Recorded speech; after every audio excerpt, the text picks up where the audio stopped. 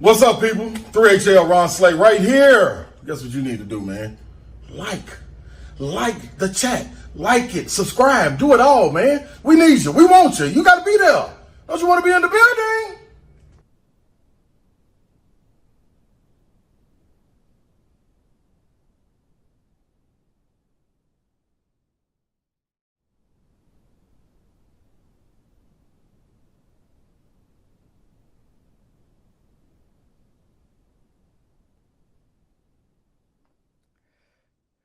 Good afternoon from the Superbook.com sports desk. I'm Joe Hunk. SEC Media Days will be next week. Tennessee will be there on Wednesday. Who's going to be in for the Volunteers? It's going to be Trevon Flowers, safety, obviously wide receiver Cedric Tillman, and yes, quarterback Hendon Hooker. Speaking of the Vols, the SEC takeover for the Tennessee Vols starts tonight at midnight. What games are going to be featured on the SEC network, a part of the takeover? Football-wise, you're going to have the Vols win against South Carolina, Kentucky. Lady Vol-wise, you're going to have the win against Kentucky and Texas from last basketball season. And when it comes to the Vol men basketball team, you get to watch that SEC championship win over Texas A&M. For all your foundation repair and waterproofing needs, you need to visit USSTN.com.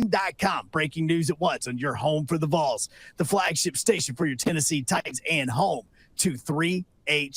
This is 104.5 The Zone.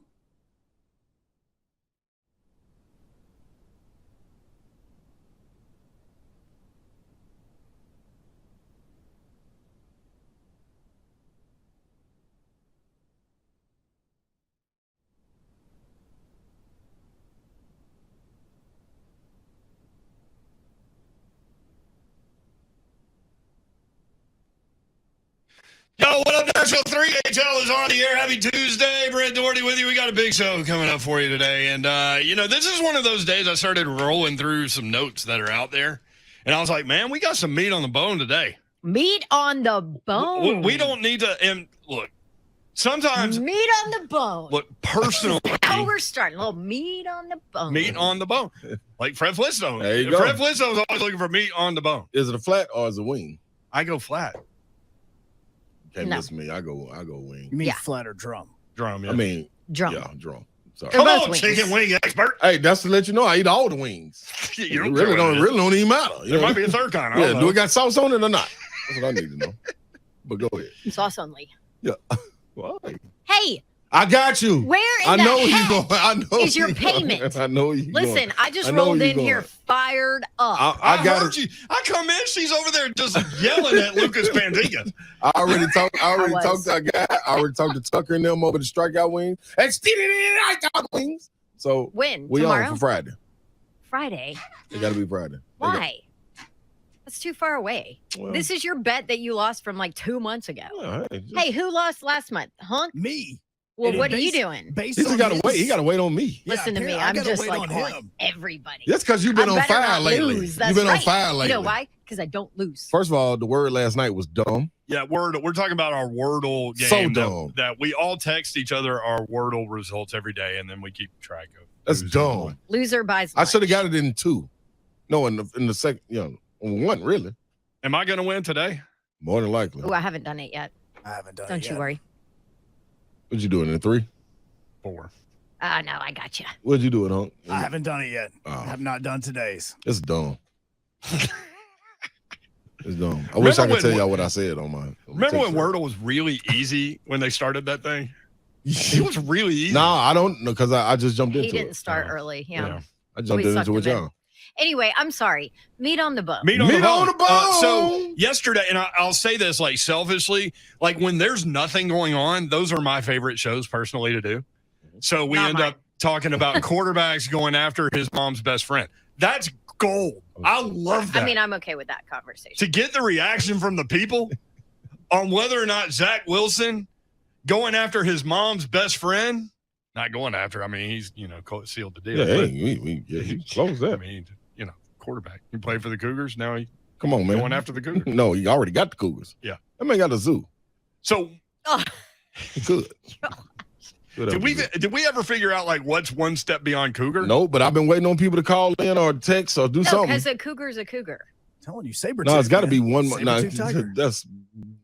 So if you're talking about how old is don't Zach even look Wilson? cute. One more level up is gross. Dang. Babsy. Hey, don't. I'm Stand, so glad I didn't get to say that one. don't get in the way of love, Babs.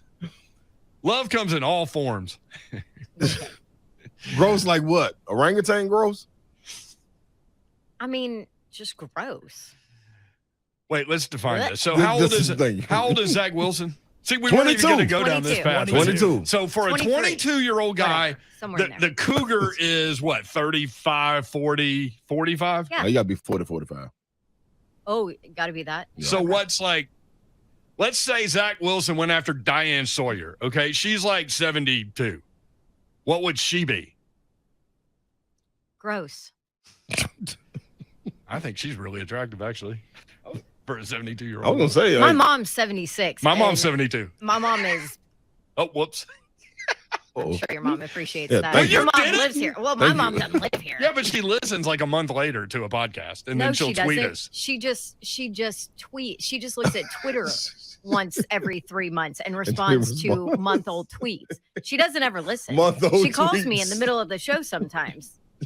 Like, do you not know what I do? Way to go, Buff. I don't know. Oh, Diane Sawyer's 76 years old. There you go. Diane Sawyer's is my mother's age. Can you imagine a 76-year-old with a 22-year-old? Okay, so I think we went too far. I think we got to come That's back what I'm down. saying. Yeah, we got to come back. We got to come back Bring it back 55, in. 65. Years? Yeah. I mean, Hugh Hefner was dating like Hugh Hefner was dating people like 70 years younger than him. Very true. Okay, that's a completely different. Charlie Yeah. Chaplin did it. Has a woman done it? Like an 80-year-old woman going after like a 35-year-old dude. Vivica Fox when she went out to 50 Cent. Oh, did she? Yeah.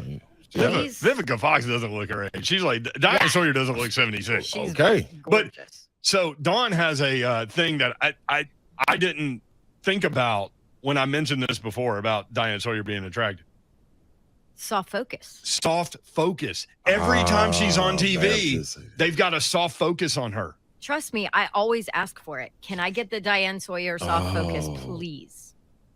Mm. Have you noticed it now? So Yes. Neil Orm would be like in max headroom, like Wow. ultraviolet rays, and then you would be in soft focus. That's right. Let me go on soft Just make it a focus. little soft. Can't I'm see those soft. wrinkles as much. Phil, oh, look I very can't go to Phil pretty. yet. Phil wants to talk about male cougars. Phil, what's up? Hey, listen, I don't know. I'm getting a discount where I go. So this lady that's with me, she's 29, and she enjoys the discounts. I just don't know if, Dawn, do you think I'm nasty because I got a 29-year-old? I'm just wondering what you're thinking, Chris. How old are you, Phil? Oh, well, I'm 52, and I every day I get younger, That's not bad. That's only like 13 years difference. Yeah. 13. Well, you know what? And then 23. females age quicker. I thought you Yeah, said well, 29. females age quicker than we do. I was immature until I met this lady. Yeah. So, All right. yeah. All right. Women and kids Hey, will that keep is you a young, good, huh? that's a great point. I think you're doing the right That thing. is a great point. What? She likes the discount. Was he fine. talking about the Wednesday Kroger Yes. discount? Oh, the Talking senior about the senior discount. discount. I'm telling you, man, my dad will not go to the grocery store unless it is Wednesday. She loves the parking spot. I never knew Yeah, that. that's what Parking spot? Yeah, you get to sit. You By get the to way, park I just closer. said 13. It Get is the handicap sticker. Yeah, He's what's not it all the closer? math, man. And listen to me. We know that. Oh, I'm riding with Babs. You did ride with Babs, low key. Like, I don't think anybody noticed until you just said that. I know. Sorry. All right, You we did the haven't wrong even callback. introduced the show yet, but here we go. Mike in Nashville. Mike, what's up? Hey, this is insanity, and I'm here to clear up the confusion. All right. Here is the progression. Okay. It goes tiger, then it goes cougar, then it goes def leopard. Oh, And that is the progression. And you guys have a great day. Got you. Def Leopard. I but kind it- of like it. Like I can't- hysteria? Like, ah! Like, because we're When you wake talking up in about the the morning. age where they are Yeah. deaf. By the way, Diane Sawyer went to college in 1963. Well, hey. Bubba looks and good. Dixon has thoughts on cougars. Oh, Bubba. my God. Hey, ladies and gentlemen. Sorry, Dom. Please do not judge me on this. Please. I'm just trying to be a little dictionary here, okay? All right, listen. You got the cougar, right? Mm-hmm. So cougars, they're in their 40s, okay? Mm-hmm. Jaguar is going to be in their 50s. Huh? You go underneath. You go underneath. I'm just letting you know. I can't think of that one yet. But the ones above that, the ones in their 60s and above. Sorry, Dawn, I'm not putting your mom into this. They're Sabertooths. So that is a thing. That's what I've heard. Said. But hey, y'all, this is what I'm telling you and Hunk Bubba. Like y'all saying, saber-tooths are not like those are not attractive animals. It's not. But So I don't want to put them in that class. They're long in the tooth. Puma is underneath the cougar. Okay. They're gonna be up. So you got your Pumas in your 30s, you got your Cougars in your 40s, you got your Jaguars above that. I like that. I'm just saying that's just what I've been told. That's cool. That ain't bad. I was like, hey, this is it. So See, you could think that we're talking about college football mascots here, right? I mean, you it could. could be similar. Here's the question, though. Is Thanks, Zach Bubba. Wilson going to be – thank you, Bubba. Good to hear from you, bro. Tell the girls hello. Reagan did a triple the other day, too. 3 of them. But let's go ahead. Is this going to make Zach Wilson a better quarterback? Yes. Is it going to make his mind, body, and soul more mature? It's going to make his offensive line say, we got to protect this dude by all costs. Look, You know what the after parties are like? He's never This going to be entire distracted. She's conversation. going to go to bed at 5, and he's got the whole rest of his night to study. This conversation is sickening. I think the saber-toothed tigers that Hunk and Bubba were mentioning is sickening. Now, here's the deal. That went too far? I think that Clearly, nobody's ever seen a cute saber-toothed tiger. Nobody's Zach ever seen a Wilson. saber-toothed tiger, Slade. I have. Zach Wilson's clearly confident. Yes. So maybe that confidence translates to the field this year if he could find just like an ounce of protection. Maybe it's been doing it, Babsy. He just can't get no protection. Like my guy that plays in the same stadium as him. Danny Dimes. That y'all don't want to get. See? Arrows. That's what does it every time. Didn't they find a saber-toothed tiger in the Batman building, and that's why the Nashville Predators are the Predators? Yes, that's the reason. That was the genesis of the name. I told you. Hence the logo. I mean, a living one, Slay. I found it. They also found – didn't they find a wolf in a bathroom of the Music City Center? So now There's some weird stuff going on downtown Nashville, man. It's not just the woo girls. Now y'all see why I said Zach he got a small zoo. At the RHL 1045 Buck Fama. Mick Jagger has a baby with a 20-year-old almost every year.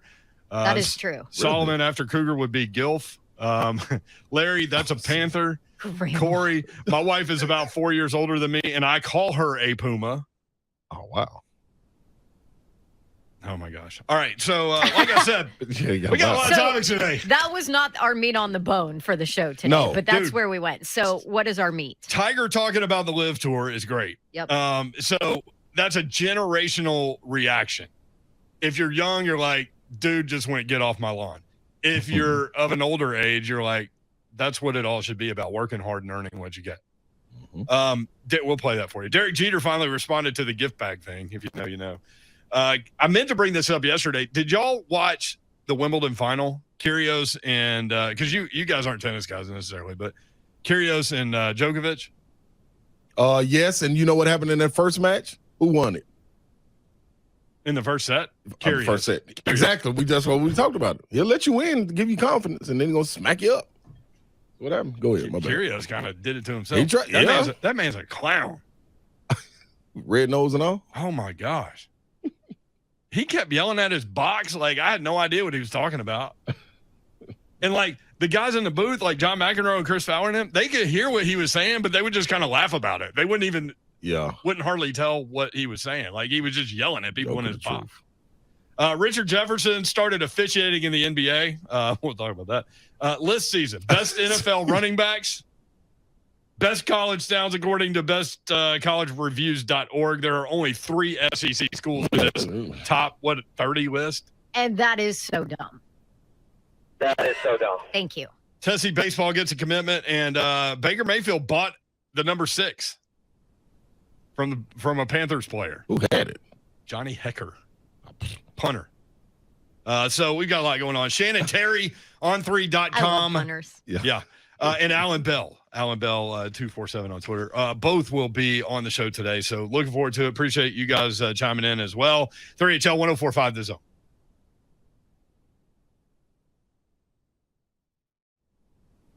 I'm Ryan Kelly with thehomeloanexpert.com. Banks are great for car loans, but when you need a home loan, you need an expert. We'll get you pre-approved the day you call in, lower rates, and with our 21-day closing guarantee, you'll be in your dream home in weeks. Welcome back in 3HL 1045 The Zone. Dawn Davenport alongside Ron Slay. Hey, I'm in the building. Best believe I'm in the building. Better be ready. I'm in the building. Calling on the roof. Time for the show. College football ain't got no roof. Oh, it does. Expansion ain't got no roof. No. Dan Wetzel ain't got no roof. At all. Yahoo Sports, Dan Wetzel joining us. Wetzel, where in the heck do we even start? Some smoldering ruins. The backstabbing, the shanking, the shanking, prison yard mentality. I don't know. I don't know. Although it's wild out there. It is wild out there. I'm actually going to start with a piece that you put out today, because a lot of people read the headline and be like, what the heck is Wetzel talking about? The headline, every college football fan should be rooting for the Pac-12's survival. Please explain.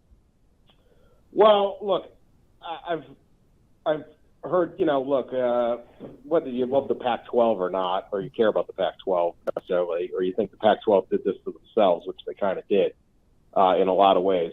I love college football, and I love all of college football.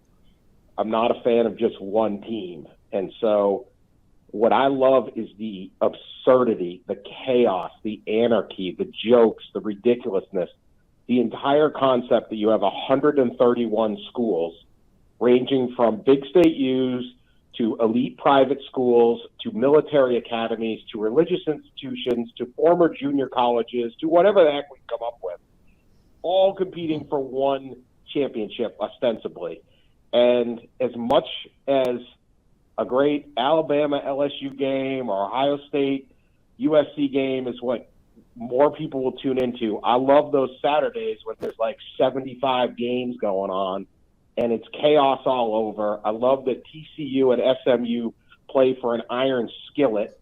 I love that Wyoming and Colorado State play for a boot.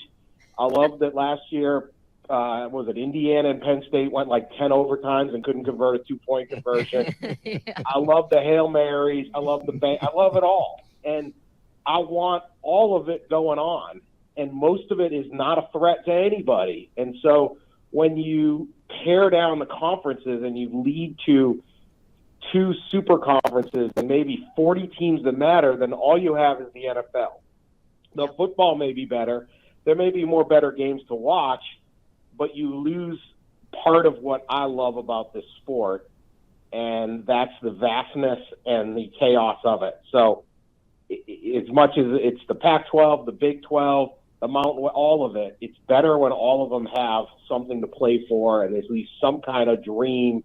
You could make a playoff, or you matter, or it's still Division I. I'll take that over NFL light any day of the week. So, and it's funny because we had this discussion almost word for word yesterday, because I said what will be missed if we turn into super conferences, even if there's 3, because right now it seems to be a battle for who's going to be number 3. Right. And I said, man, I'm going to miss those rivalries that that you just can't keep all of them. They're not all going to be there. Like, some of those rivalries are going to end up going away. And I'm like, I'm going to miss the Jacksonville State almost upsetting Auburn, even though, I worked a lot of those games, right. 4 years ago. So I actually worked that game.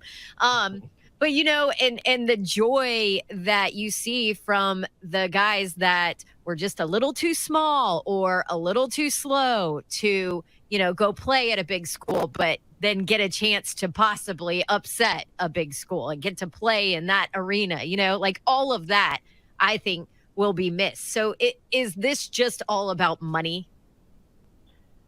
Yeah, it's money and, the lack of a postseason that sets up, that assures access to it, and the fear of being just not in that spot where you can still attract recruits. So, it's those things. But a lot of college football programs they know they're never going to win the national championship. They're not really even competing for the national championship, just trying to be a little bit better each year, beat their rival. And that's what forms the majority of the sport. Even in the SEC, which has the most schools that think they can win a national title, at least half of them know they never are going to. Yeah. And they're just sort of there. And, hey, maybe we beat Alabama every once in a while. But every time that conference gets stronger, you get knocked down a peg or two in this case. And so it's even harder to have a good, a great season or things like that. So I don't see the benefit. Somehow college football and college athletics has sold fans on the idea that you should be cheering for revenue numbers and revenue shares and TV contracts. None of that stuff is going to really help you. Nobody really gets any better when they move conferences. A lot of times they get worse in terms of wins and losses. And the fact there's more money to buy out some bad defensive coordinator, or the AD gets more time on a private jet, or more people get country club memberships, like tickets aren't going down, tuition's not going down. It's like you don't sit there as say a Detroit Lions fan and go, hey, we never win. We've never been to the Super Bowl, but did you see how great the TV ratings were for the Packers-Chiefs game? Right. This is awesome. You know how much money our owners make owning this team that never wins? That is awesome. Somehow in college sports, people kind of get into that. Yeah. And it's like, I'd rather if I'm a fan, I want to win. And I want to win games. I want to have fun. I want to have a hope for a good season. So the more we cut out, let's say the Pac-12 and the Big 12 merge, right? I mean, it's not going to be the biggest disaster, but Washington State's out. Oregon State's out. Who knows who else is out? And you go, well, you know what? I loved watching Pac-12 after dark, and Mike Leach is up there, and they're throwing the ball 50 times in the snow. How many good – I mean, am I a It's Washington? Don Davenport.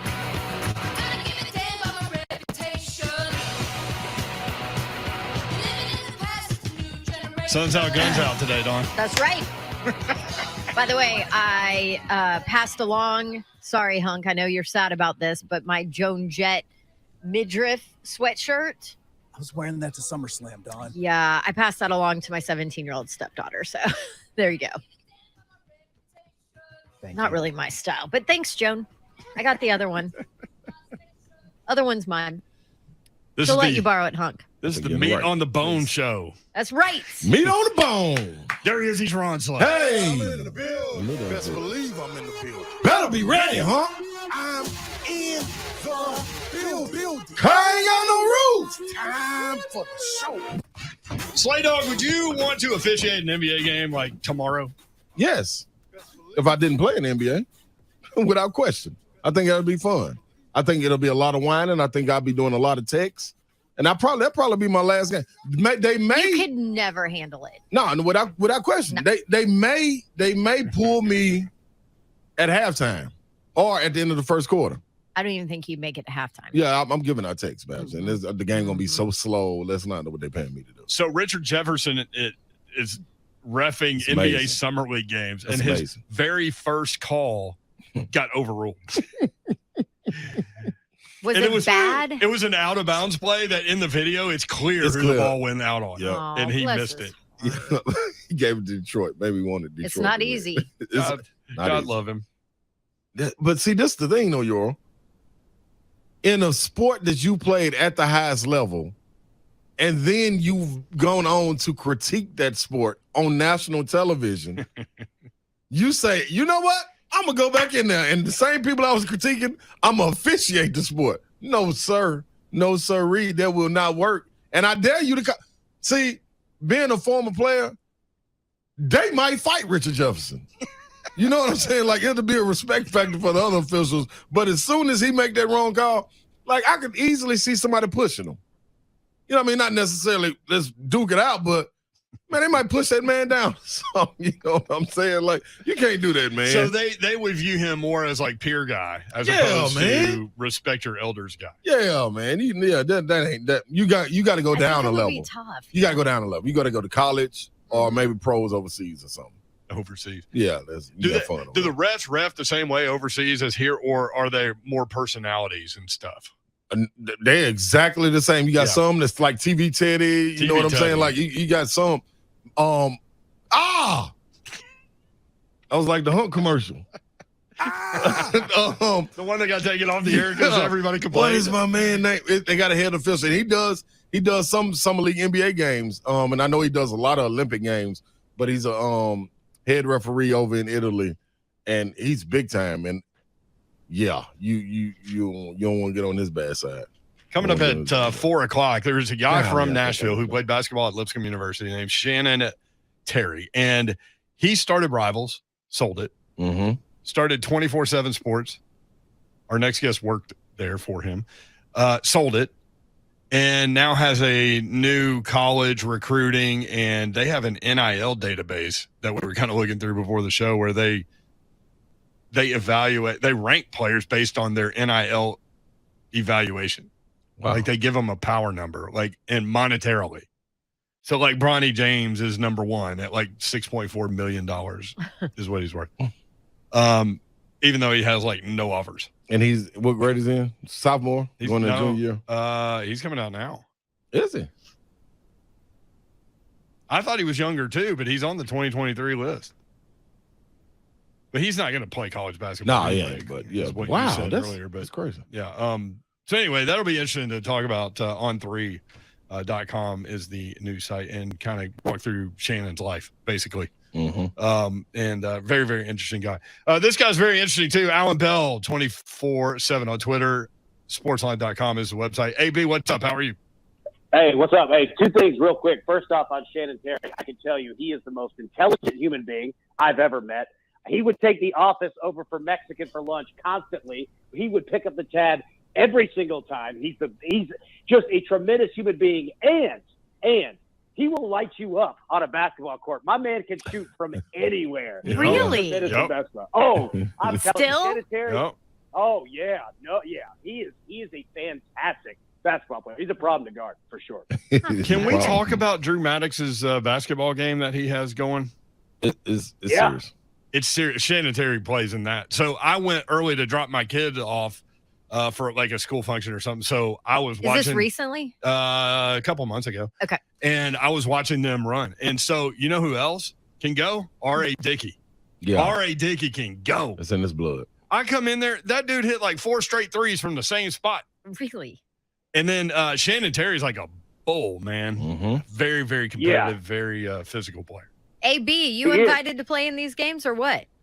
Well, let me say this. We used to play summer over at Shannon's house all the time, right? And, he is a bull. That's the problem, is that Shannon's big, but he's athletic, right? And he could dominate you in the paint, or he could light you up from 3. And his son, Jack Terry's a fantastic basketball player as well. It's in the blood, man. Just pure natural athlete. Absolutely. I love it. So what are you betting on these days? You got baseball coming up on the All-Star game. Or is there kind of a different way to look at baseball going into that game and maybe coming out of that game?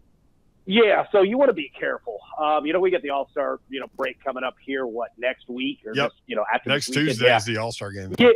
Yeah, so, going ahead, like, you're going to see star players that are kind of, starting to sit out games. Not just for the All-Star break. It's just easy to get time off right now. Like Aaron Judge, he's not going to play today for the Yankees against the Reds. So be careful there. Study who's in, who's out. Look at your pitching matchups, right? Because a lot of teams, you either the Yankees and you're starting your ace Garrett Cole today, or your teams like the White Sox who are playing their 12th game in a row, about to be 13th tonight because it's a doubleheader, and on the road. They already lost this morning. So, yeah, just be careful of that. And then on the back end, like after the All-Star break, like guys who hit in the home run derby, things like that, like their swings are going to be a little messed up. So just be careful coming out of that as well. Do major league teams start resting people after the All-Star break to give them time off now as opposed to later in the season? Or does it matter if you're in the playoff hunt and all that? Well, it depends on the team, right? Yeah. Generally you want to avoid betting on Sundays in Major League Baseball because that's when a lot of star players will get days off. But you'll start to see it kind of mixed in, right? Because you take a look at teams like look at the St. Louis Cardinals, right? Before they scored 6 runs last night, they were on average of scoring 1.8 runs per game over their last 7. Like teams are just dog tired. They've been going, it's hot, a lot of travel. So yeah. It's going to depend on the team, but you're going to see it now because now's the time to do it because once we get to, mid to late August, there's no time off. Like you got to go. So yeah, you're going to see a lot of PTO forms filled out right now for time off. The PTO Personal time off. AB, I was just watching NFL Live on ESPN right now, and they released it's the season of lists, and they released their top 10 running backs list. And a lot of people, nobody in this market, obviously, except for those pesky Colt fans that are around, but a lot of people surprised that Derrick Henry is number 1 on the list over Jonathan Taylor at number 2. Let's talk Derrick Henry odds to lead the league in rushing this year. Yep. So Derrick Henry is 1 at most books. A couple he's tied with Jonathan Taylor, a 1A, 1B, about plus 500 to lead the league in rushing, which, by the way, I mean, those are pretty good odds because you could essentially take both Derrick Henry and Jonathan Taylor at an even amount of money. And now, regardless, if it's one or the other, whoever wins, you're going to profit regardless, right? So take a look at those types of odds because now's the time to get ahead and use the numbers, the book's numbers against them. But yeah, what if it's neither, AB? Yeah, well, I'll tell you what. If it's plus 500, you could actually take 4. Okay, so you could take a Dalvin Cook. You could take guys like that, right? Like you could actually do 4, put the even amount of money on it, and since they're plus 500 or better, you're going to profit regardless. So nice. Yeah, like you're going to see a couple of those guys. But long story short, Vegas still loves Derrick Henry. They're all about Derrick Henry. That's smart. Sportsline.com, the website, at Allan Bell 247. We love talking sports betting with AB and also all things sports. In terms of the NFL win totals, are there teams that you look at on a computer screen you love the win total, or are there teams that you do not like the win total at all? Yeah, so let's start first with the Chicago Bears. I hate everything about what they're going to be this year. I like the new coaching staff, right, and I like Justin Fields, but they have no offensive line. They have no run game. They have no wide receivers whatsoever, right? Like it looks like a practice squad roster. So it's just going to be a disaster. So I like them. It is, man. This is going to be bad. I like them under 6.5. Now, you take a look at a couple other teams. I like the 49ers over 10. And when you start to place these bets, take a look at even numbers because when you could get a 10, you could get a 9. Like you have the opportunity now for push insurance. So if the 49ers wind up at 10, you don't lose, you don't win, you get your money back. But if you're at 9.5, 10.5, there's no push insurance there, right? So I like the 49ers over 10. I like the Chiefs over 10.5. I know they lost Tyreek Hill, but they got pretty big at wide receiver now. Like they're going to be kind of a more physical offensive team instead of just purely explosiveness, which I think is going to help their run game, and I think it's going to help kind of calm Patrick Mahomes down a little bit, not to mention Travis Kelce's kind of on the back end of his career as well, so it's a little alleviated help for him. And lastly, and our man, big Ramon Foster said this, and I believe him, he's 100% right. When everybody is down on the Pittsburgh Steelers, buy in to the Pittsburgh Steelers. I like them over 7.5 wins this year. I know that they've got to change at quarterback. We'll see what Kenny Pickett can do. But Mike Tomlin's never had a losing season there. And if you look at the Pittsburgh Steelers, quite frankly, they're the best small family business in America. They do not mess around. So, yeah, I like the Steelers over 7.5. I got to ask you this real quick. Outside of football, baseball, is it as easy as it used to be to kind of predict the home run derby champ, or no? Well, it's a little difficult. All right, so what you want to do, all right, is you want to kind of go back and take a look at a couple previous years before. And it's tough to find, but you want to see who's throwing to the hitter, all right? So Pete Alonso for the Mets, if you remember the last couple of years, he is mashed because he has that, like, high school baseball pitching coach that could stand on the mound with a cigarette in his mouth and just throw 500 strikes. That doesn't move. It's the same pitch, right? And he mashes it, right? So guys that have played in it before, that have experience, they do so much more better. We don't have any numbers or anything quite yet, but when we get closer, we will. And we'll put out a list there and obviously put it on the show. But yeah, long story short, experience matters in that because it's a longer event than people might think. Like, it's very easy to get, kind of tired during it. I would love the storybook ending for a guy like Albert Pujols, who I know is going to be. All right. Like, I think that would just be perfect. You know what I mean? Because he's just hitting, like, I saw him he got a double. He looks so big running around the bases. Like Albert, just stand down for a second. Let's get to the home run. Big poo. Dude, so true. And let me say this real quick. Slay, you're exactly right on RJ in terms of officiating in the NBA, because players would look at him, and if, they posted up whatever they call, he called a foul on them, players would turn around and be like, don't be mad that you can't post something like these. Yeah. Like, they would totally dog it. You're exactly right. You Yeah. have to go down a level. Yeah. Ain't no doubt. I mean, there's some guys in the league he played against, That's still, yeah. They're still there. At Allan Bell 247. AB, what are top bottom bets? All right, so top bottom bets are this, right? We're going to use it for college football. So it's essentially the team with the highest win total and the team with the lowest win total in college football this year. And what would you do? All right, and you guys answer. What would you do with this? All right, so the highest, Georgia, they're at 11.5, and this is regular season only. Okay, so they're at 11.5. Essentially, you're betting, does Georgia lose one game? All right, so do you go? They go undefeated or not? Now on the bottom end, you've got poor Kansas, the Kansas Jayhawks over there, over under 2 wins this year. So you're betting on, do they have 0 or 1 wins, or do they have 2 or over, because the 2 is a push? So what do you guys think? I'm going Georgia under, and I'm going Kansas under. What do you guys think? Whoa. Yep. I know nothing about Kansas football. I don't either. But I'll go That's under on Georgia also, because you're bound to get upset at some point. Yeah. Maybe Absolutely. early. 100%. I ain't followed Kansas since Les Miles ate the grass. By the way, Djokovic sat down and ate the grass at Wimbledon. Did he? Yeah. I'm going to start eating some grass. Lance Let me say Leopold is the coach there. I mean, his name was Oh, up that's right. for So it Buffalo. was. Yep. yeah, his name was up for the Tennessee head coaching job back in the day. Remember? Mhm. Was Yep, that you're exactly right. was that before Pruitt? His name was up for the Vandy job. I know that. But it was also mentioned I don't remember. for the Tennessee I job. don't remember on Do you that one. remember AB? I don't. Okay. I thought it was after Pruitt. I Okay. thought so. Maybe But, it was after Pruitt. He did a great job at Buffalo. Yes. Absolutely. Yes. So Georgia under, Kansas. I mean, it's hard to go under too. Man. No, it's not. I don't think. How are they that I'm good with you, at AB. basketball and that bad at football? I always wonder that same thing. Like, you look at schools like, Georgia forever, right? Like, would be really good at football and horrific at Yeah. basketball. And it's like, you're in the middle of Georgia, like you're in the Southeast and you're close to Atlanta. Like, Right. how can you not recruit? Like, what is the problem? And Tennessee was 3 years of that. It's like, there are players everywhere. Like, how can you not be good? It's so strange. Like, it makes no sense to me, but there are probably people way smarter that can answer that. But it's a good question, man.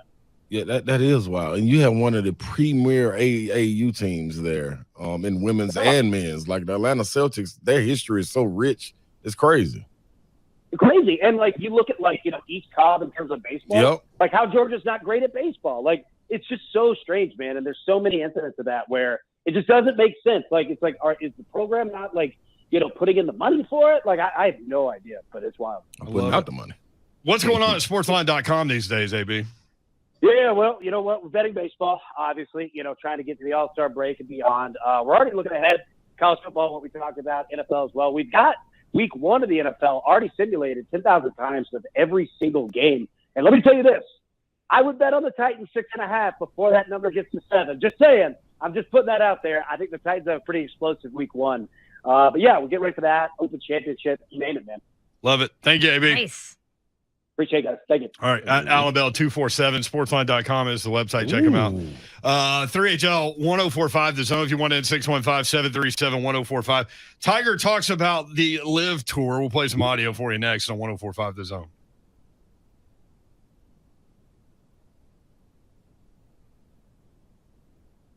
Hi, I'm Ryan Kelly. Thinking you need a big down payment to buy a house? Well, you don't. So stop searching for the money. At thehomeloanexpert.com, we can get you in the home of your dreams with no money down. Get pre-approved today at thehomeloanexpert.com.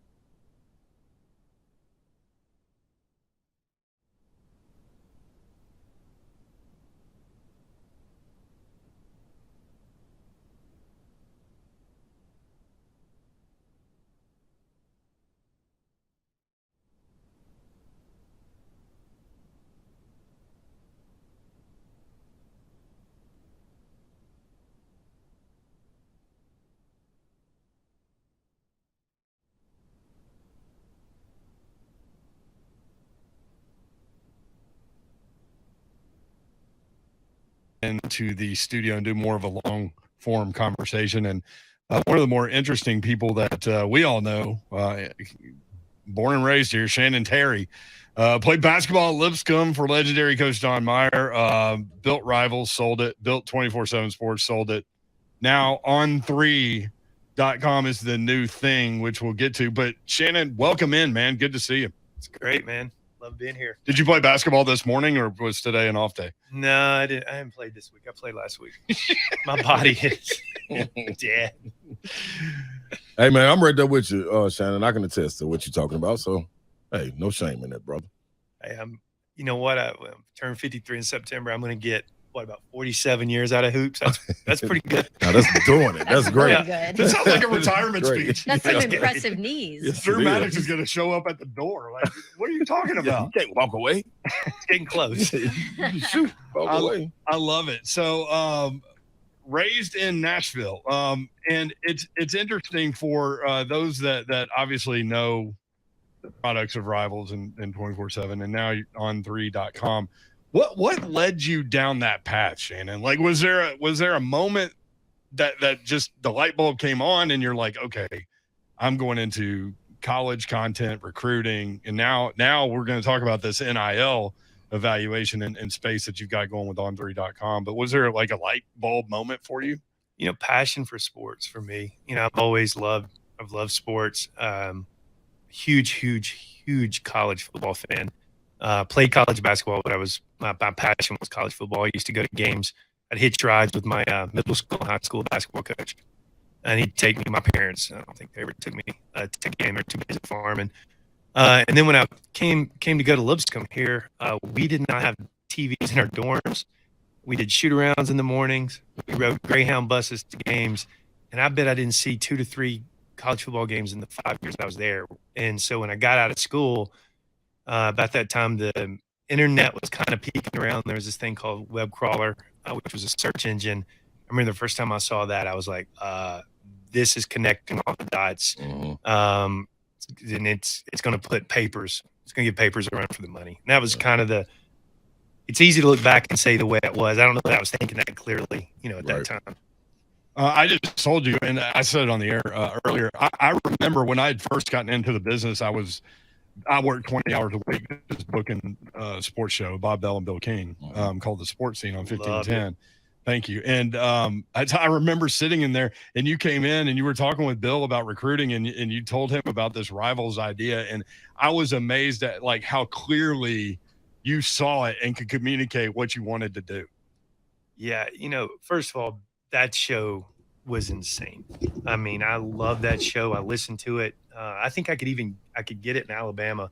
Pull this over. Love that show. Bill King is a savant. Yeah.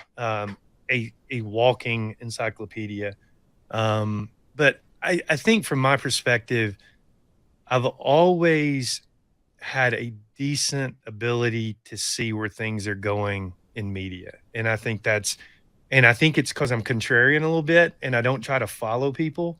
I look for things that maybe are being underserved, and I think that's served well over time. It's really interesting. And I know, obviously, when you sell a business like that, it's to turn the profit and all of those things. Is it hard for you though? Because do you look at these companies as babies almost? Not really. Or you just detach? No, here's my thing. I've always said this. I don't think I've ever really celebrated a sale of a business. For me, the joy is the everyday fight, the competition, building it, growing it. I'm a little bit sad when I sell them, from the perspective of like you said, it's kind of a child type situation. But I'm also, I'm a creator, and I'm never going to retire. I'm going to always do something, and I enjoy it. And I take a lot of grief sometimes. People are like, why would you do it again? Or well, if you leave this radio station, you're likely going to go get a job somewhere else. There's no difference between me and someone who employs and starts. Mm-hmm. Is someone who does it for a living. So when you came up with the Rivals.com idea, what was it difficult for you to sell that idea to people, because it was so abstract in terms of what was currently going on. Brutal. You know, I remember I would call SIDs to try to get credentials, and almost every SEC SID said, well, you've got to start a magazine. And so isn't that weird? I remember those days. Yeah. Like it took that job title a long time to understand digital. I mean, I personally got kicked out of several facilities, you know, spying on practice and reporting because we couldn't get credentials. And then finally it was, if you have a radio show. And so we cheated our way onto a few radio shows and got some credentials. And then and Georgia was very, very ahead of the game, and they were the first from the credentials, and that was kind of a watershed moment for us, and it kind of fell downhill from Claude there. Felton. I was going to say, was that Claude's? It was, and it was amazing. I mean, he did us so right. He saw the future. Interesting because he's an older guy. He's old school. I know, but he led the way, and then some of the others started to follow after that. But it was a brutal 10 years from just validation perspective. Yeah. So what were some of the kind of responses, if you remember, just the negative responses that you got, or the like, what the heck are you trying to do here? Like, what did you get? What did people say to you? Well, there are a couple things. The one we always got is the internet. What's the internet? I mean, that was always one of them. But what happened, I think, generally speaking, a lot of the old school beat guys didn't really like us, you know, the paper guys. Yeah. Right. They were so connected at these universities. I mean, they were the voice. They were entrenched, you know, and I think they kind of added, you know, they added fuel to that fire. And so we heard it all. And then I remember going to New York. We hired this PR firm. There's a guy named Vince Wadika at the time, and he was working for Stan Kroenke and you know, a lot of NFLPA and a lot of different. And he says, "Here's your strategy." He goes, "You know, you guys need to just never tell anyone you cover college sports. You just need to bang on these recruiting rankings because newspaper writers aren't going to cover recruiting. They'll source you. That's validation." And so our identity as a recruiting company really was birthed from us telling the world we were, when most of our money, I think at the time, was actually made by just being, you know, covering college sports. And then the recruiting category then started to evolve it over time. So it was interesting. Is that what it took? I know we got a break. Yeah. Is that what it took to buy in first? Was the universities and that, or was it the athlete and the kids? Because I remember when Athlon and all of them used to come out, like, we're going to get that. And then we want to see in the paper what the rankings are and everything. But internet, like you said, I was kind of right there transitioning. I ain't want to look at no internet. I don't even believe that. Let me see what the papers and the magazines say.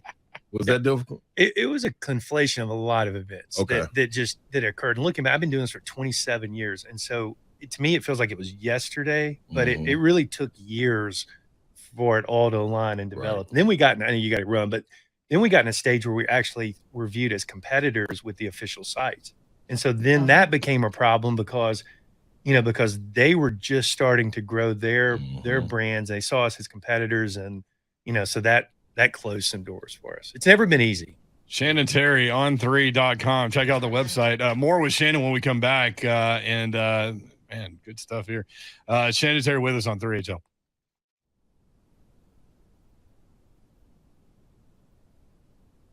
Because it did take Hendon Hooker some time to get on the field, Greg. But when he did, that offense obviously is going to make players successful.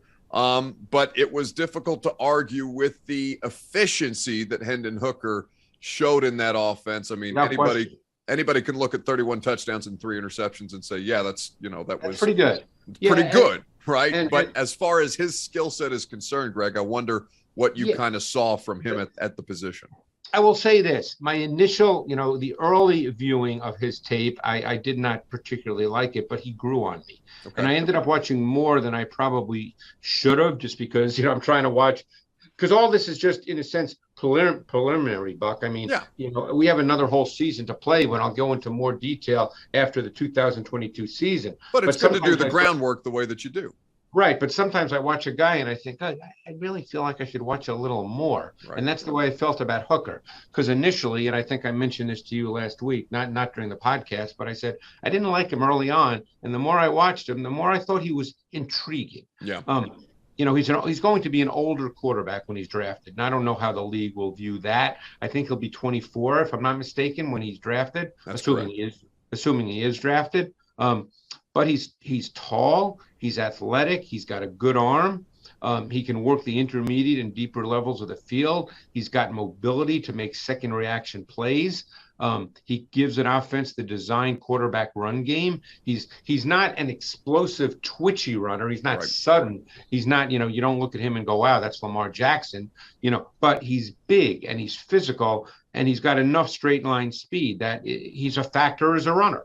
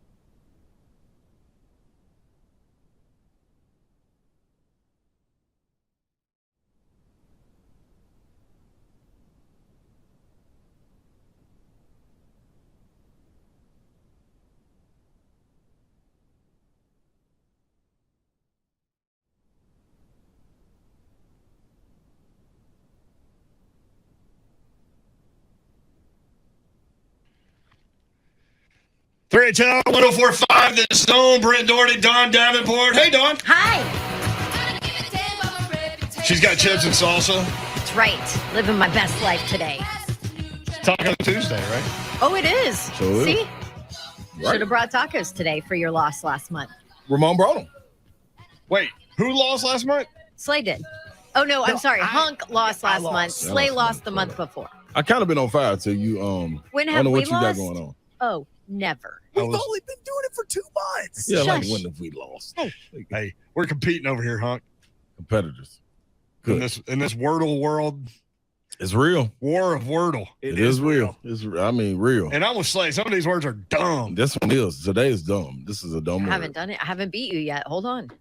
It's At dumb. Ron You Slade. gonna beat me on this one. This is dumb. At Ron Slade 35 on Twitter. The Ron Slade. That's right. I've changed. The Ron I've Slade. changed, people. I turned over a new leaf. In the building. Car ain't got no roof. Let's go, baby. For the show.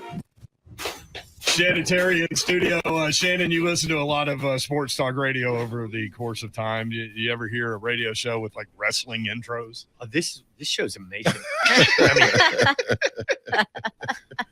Shannon, all you need is one more visit, baby. We're gonna get you one. Hey, I'm bringing this show down. I mentioned you played basketball at Lipscomb. And for those just tuning in, he birthed Rivals.com, is that a good way to put it? And then sold it, and then birthed 24/7 Sports, sold that. Now On3.com, which we'll talk extensively about in just a little bit. Great news site. You need to check it out, On3.com. When you were at Lipscomb, what kind of player were you at Lipscomb? Because I see you running these pickup games, man. You get pretty physical out there. Or allowed to be. Were you point Coach Meyer, he's just gonna be any kind of player up there. He ain't going for that. I've been in them camps. Well, people ask that question. I can answer it like this.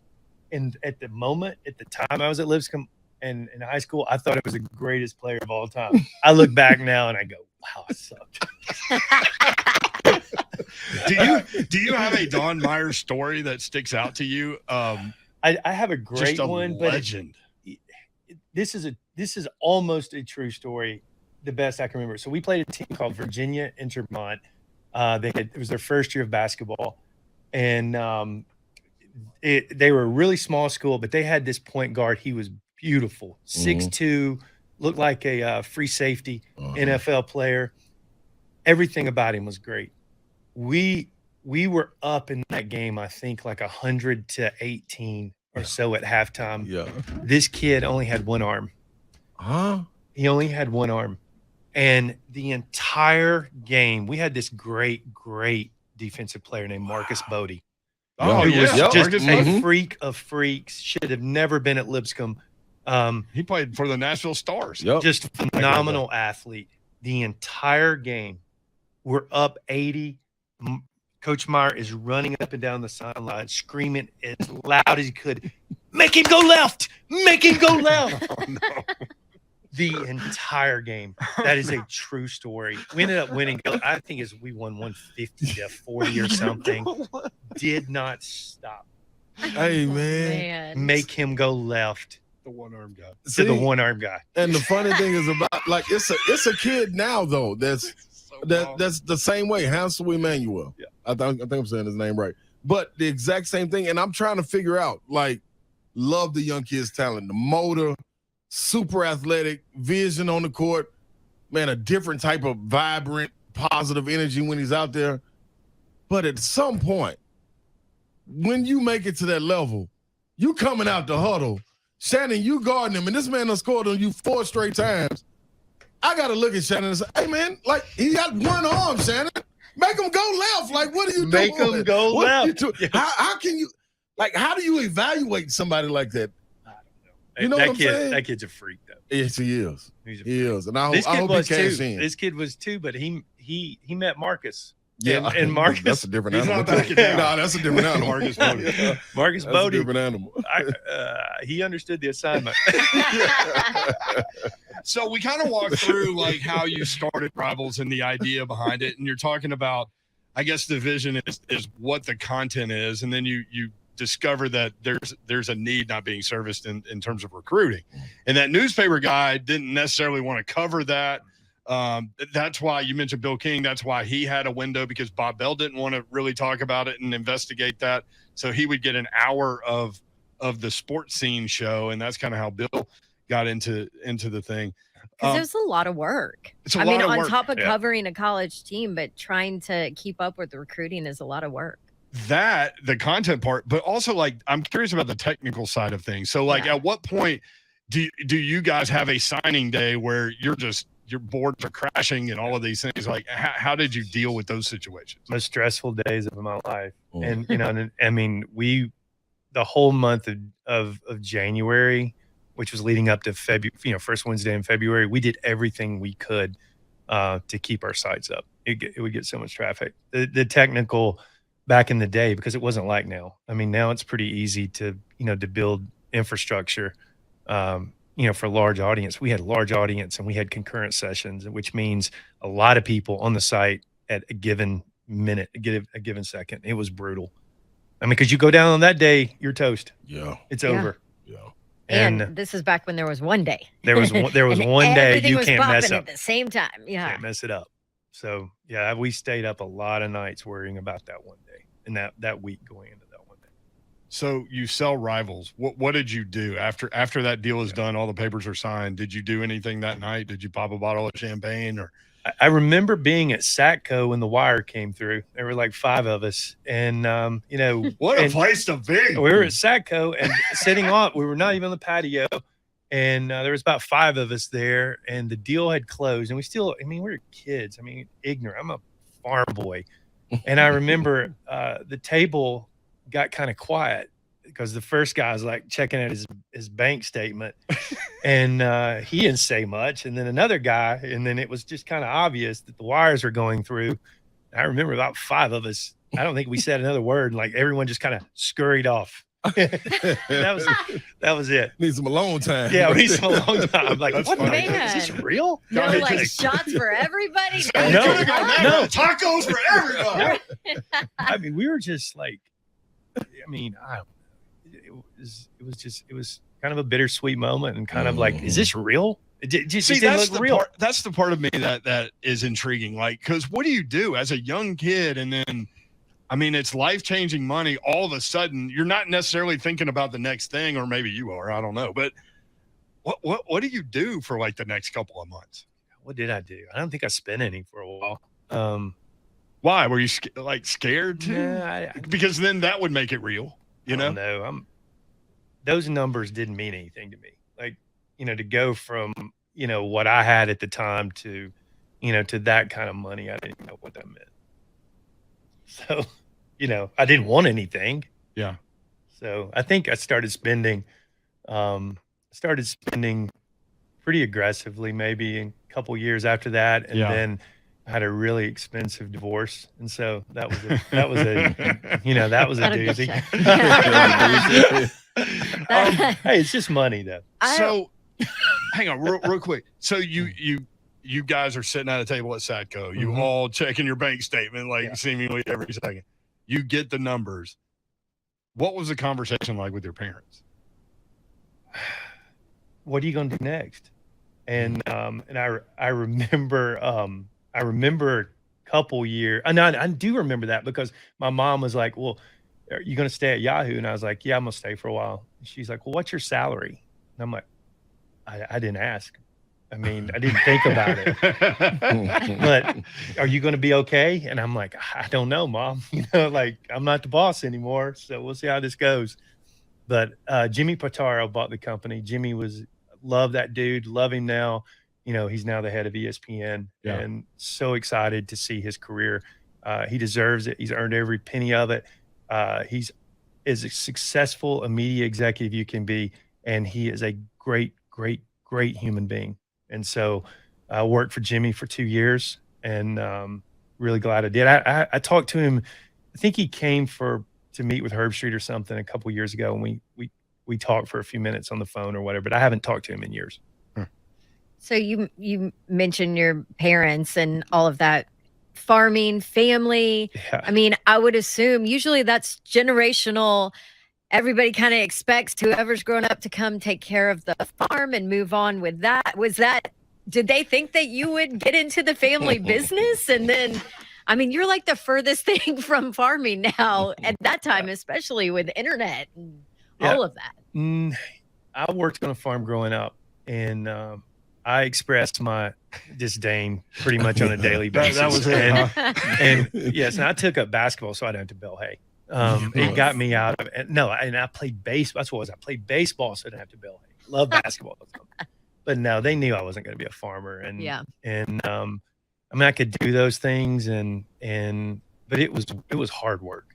Yeah. Really hard work. So I didn't really have any desire to go back to that world. And my parents know that. Yeah. Interesting. Babs is trying to get me to go to the farm for a day. I'm trying to get him to like milk a cow, do all kind of the farm things. Can't you just see Slade doing all of that? No, not at all. Zero. All right. The current project on3.com. We'll talk about that with Shannon Terry. More with Shannon Terry next. 3HL 1045 The Zone.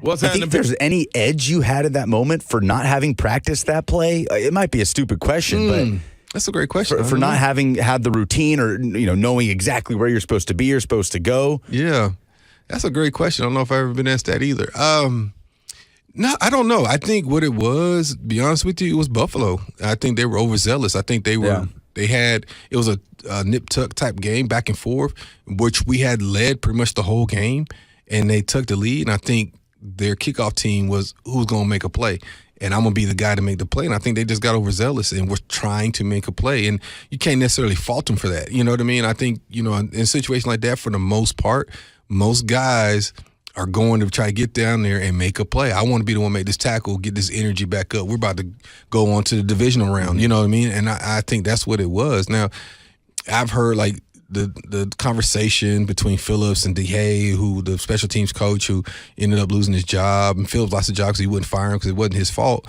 And I stand firm that that's not necessarily the coach's fault. That's players, you run your lane and you collapse late. And who cares if we get the ball at the 35? There's still only so many seconds left, to get in field goal range, and you take your chances, play the odds. Well, football players, sometimes I said football players got to be football players.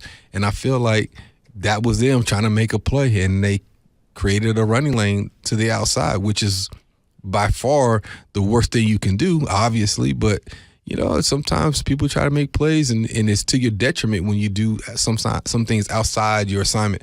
As a coach, I tell my players, do your job first, then go make the play. And these guys went to go make the play first, and then they couldn't get back to their assignment. And to our benefit, because it helped us get to the next game.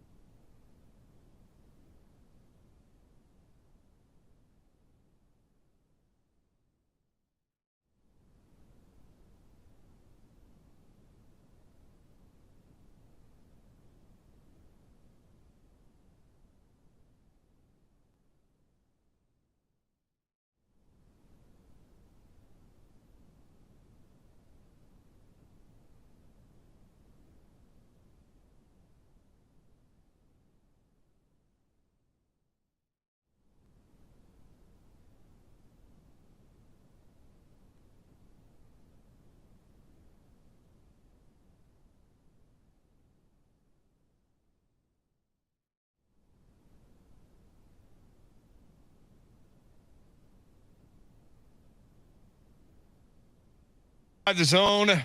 Brent Doherty, Don Davenport, Ron Slay, Shannon Terry in studio. So, Shannon, On3.com. Love it. What's going on with On3? And we need to talk about the NIL deal because that is an interesting space on. Was that you? That was my watch. How does that happen? Why does it just difficulties. randomly talk to you? Do you I'm telling understand you. how much crap I get if my phone Oh my beeps gosh, or something I'd from like- her? Rip him a new one. That's what happens. Yeah. See? I keep my mouth shut now. So the idea, so Sorry about 24/7 that. sports All right. in the rear view. The idea behind On3. What's different with this brand? This one's going to be amazing. And it took to me On3, and I'll sum it up like this. So Rivals was very much a fan site network that covered recruiting, and we saw the internet shifting to agnostic media, meaning that I saw this on the internet and they were getting their content through search and social. And so 24/7 Sports was built to satisfy the world of search and social. Well, what happened was that got completely exploited by content farms and the proliferation of the exchange ad network. And what we started seeing a couple years ago was the back to the endemic media brands. And so the media brands that were doing well now on search and social were the media brands that had really strong influencers and people that were experts in their domain. And it was a shift out of the kind of the algorithm world. The algorithm world still works if you've got the talent behind it. And so, I've been doing this for 27 years and sat down and wrote a business plan for On3. It's kind of got 3 stools to it with a coup de grace at the end. And, if we're successful, it's going to be a monster. And, I'm really passionate about this one. I have a great team. We've made a lot of great hires. Ivan Maisel sent me a text yesterday. It's like, I can't believe it, how much we're running out of our shoes. And so it's got a chance to be special. And I'm going to do everything I can to make it that. That was a big hire. Ivan Maisel, one of the legends in the business. And that's a guy that, went through the writing, with magazine, first college football writer, I think, for ESPN, right? And now going through the digital space too. That takes a different kind of mindset. Name one person in college sports Ivan can't get on the phone when Ivan wants him on the phone. Mm-hmm. That's influence. And Ivan has it, and Ivan can relate and tell stories. And for us, it was a really good hire, and you're going to see a lot more of him on our brand now that we're only like 10 months old. Yeah. So it's going to be a big year for us. Do you guys have this is personal? You guys got a cutoff for kids that you would rank because you're looking at people on social media sites and. Man, we got the highest rated third grader that just ran a 10.9 in the 100. Like, how do you know all this? Like, by the time you get 14, you might not even like sports no more. So, like, how do you like? What's the cutoff where you can really start banking on the rankings and really relying on it to mean something? Yeah, I don't think we rank anything beyond younger than a sophomore. Okay. So so we don't. This is the real rankings right here, people. That's what I'm trying to tell you. We don't database an athlete until there's a few 8th graders. Yeah. Typically 8th and 9th grade, we start putting them in our database, and that's where the recognition piece starts. And that's for every sport: baseball, basketball, football. Right now, it's basketball and football. We, our big crazy plan is basically to build the LinkedIn wiki for every athlete in the world.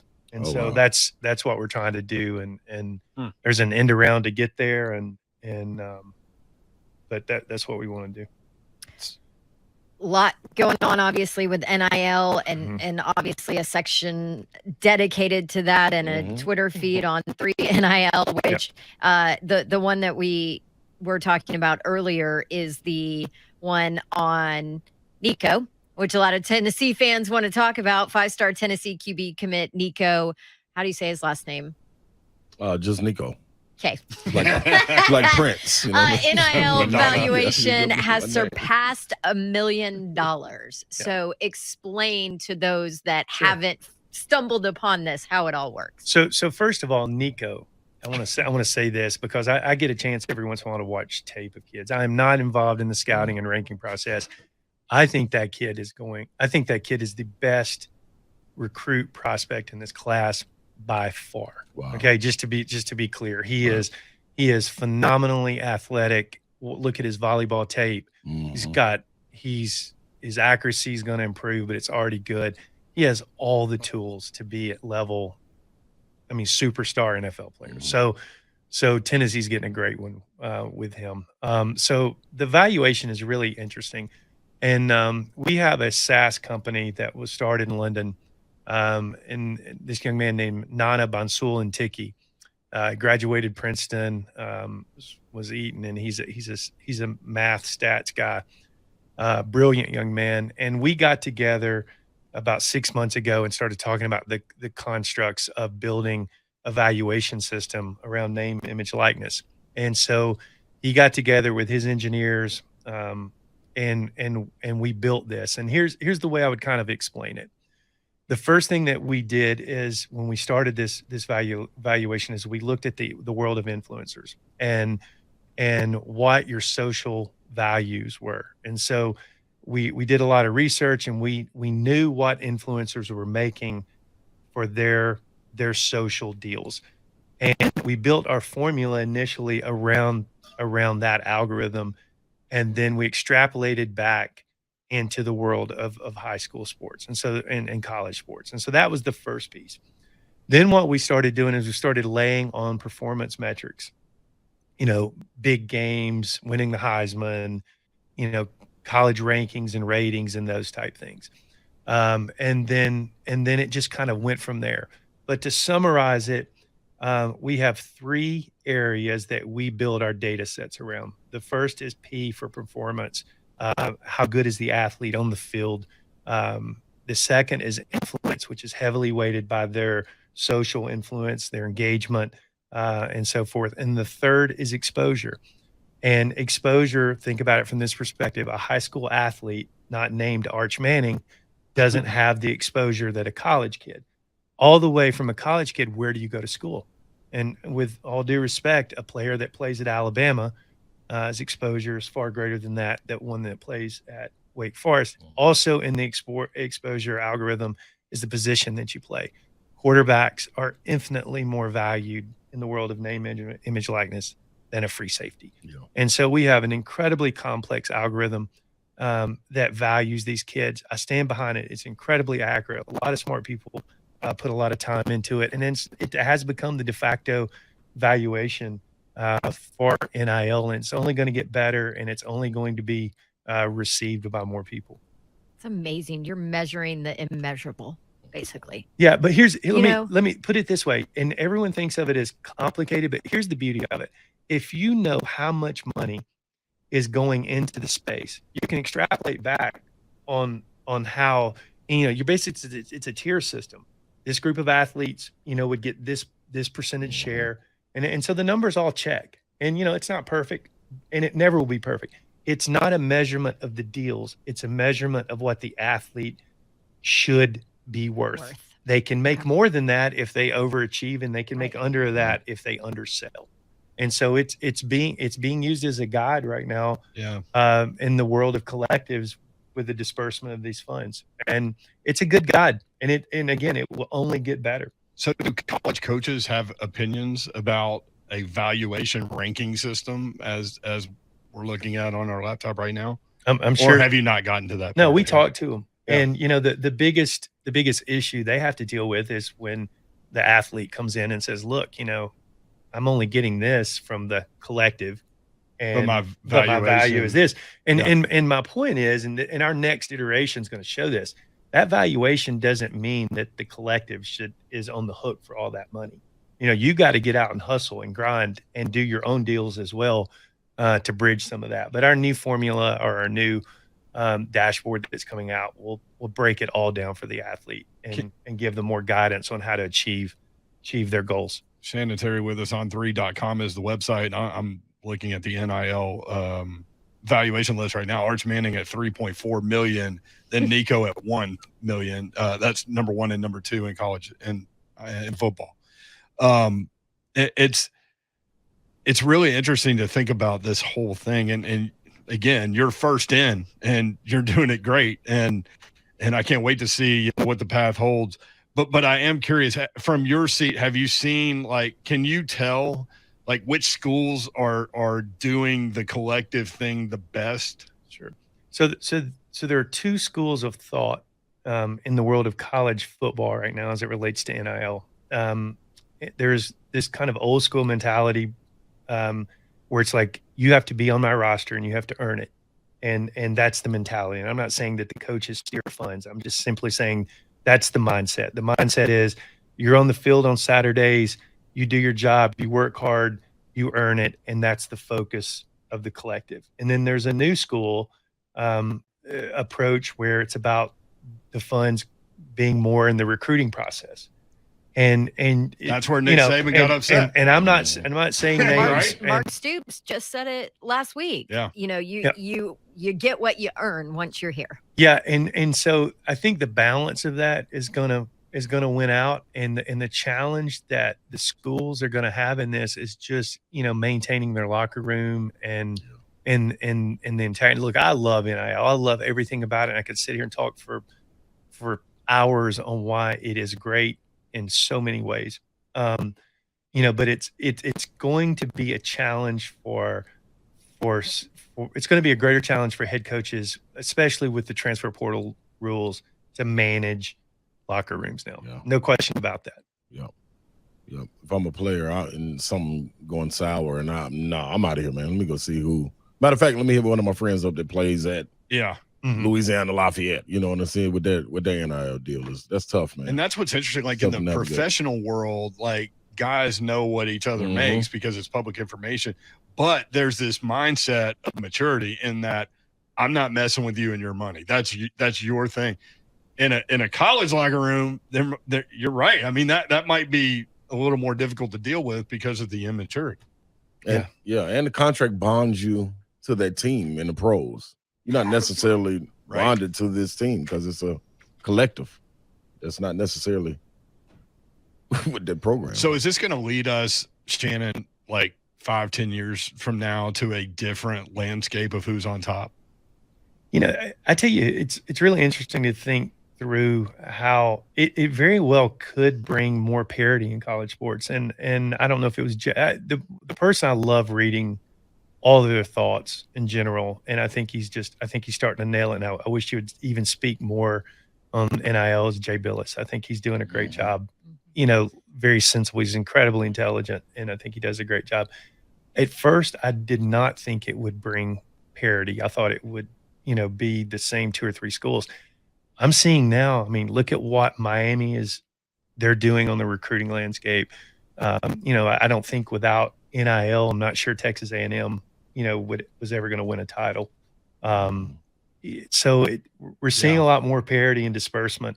It's going to be real interesting to see after this signing day what the recruiting totals look like versus years past. Where 2 or 3 teams dominated: Alabama, Ohio State, Georgia. It's amazing the amount of information you guys have on the site on NIL. It's crazy. I'm looking at Will Levis right here. His new NIL deal that includes weekly golf outings with teammates. That is outstanding. I saw that. We are going all in at levels I cannot even begin to state as it relates to NIL. I love it. Yes, love all it. in. Yes, I mean, and fans love it too, though, because it's even more, I think, of an inside look at what's going on, and I think kind of gives you more personality knowledge about your favorite players and your favorite team. Now that's from like probably a reporter separate side of me, but instead of the analytics and everything that goes into this entire NIL thing, but it's really interesting. The site is fabulous. It's going to get better too. We have a few surprises this year, things that we've wanted to do. Dude, you are smiling ear to ear talking about whatever this is. I love it. I mean, we look at NIL basically from 4 buckets, and it's, we look at it from the value perspective, news perspective, resources, both for the athlete and the school, and community. And so we're going to attack all 4 of those lanes in this space with all we have. It's almost like its own sport. It is. Seriously. You know? Yeah, and these companies are so aggressive. Like, I've got a kid that just graduated from CPA. He's a long snapper. He is a preferred walk-on at Middle Tennessee. So he's going to report August 4th. And he already has like his little NIL deal where he's got a band company that sent him bands, and like he directs people to their link and all this stuff. I'm like, you're talking about a walk-on. Yeah. Do you have a band on? Where's your band? I don't. He just got them in the mail today. Okay, I was going to say, come on. So I want to say one thing about NIL that is phenomenal. Okay, I grew up in a town of 300 people. Woodville, Alabama is actually where I grew up. Yes, that's right. And I don't think I was in. I don't even know. I didn't know what I didn't know. And what I love about NIL now is that these kids are learning about economics and finance and life with their own money at a much earlier age. Now, you tell me if I'm the free safety at Alabama, maybe I don't pay attention or whatever. I got NIL. I may be paying attention in the tax class now. Yeah.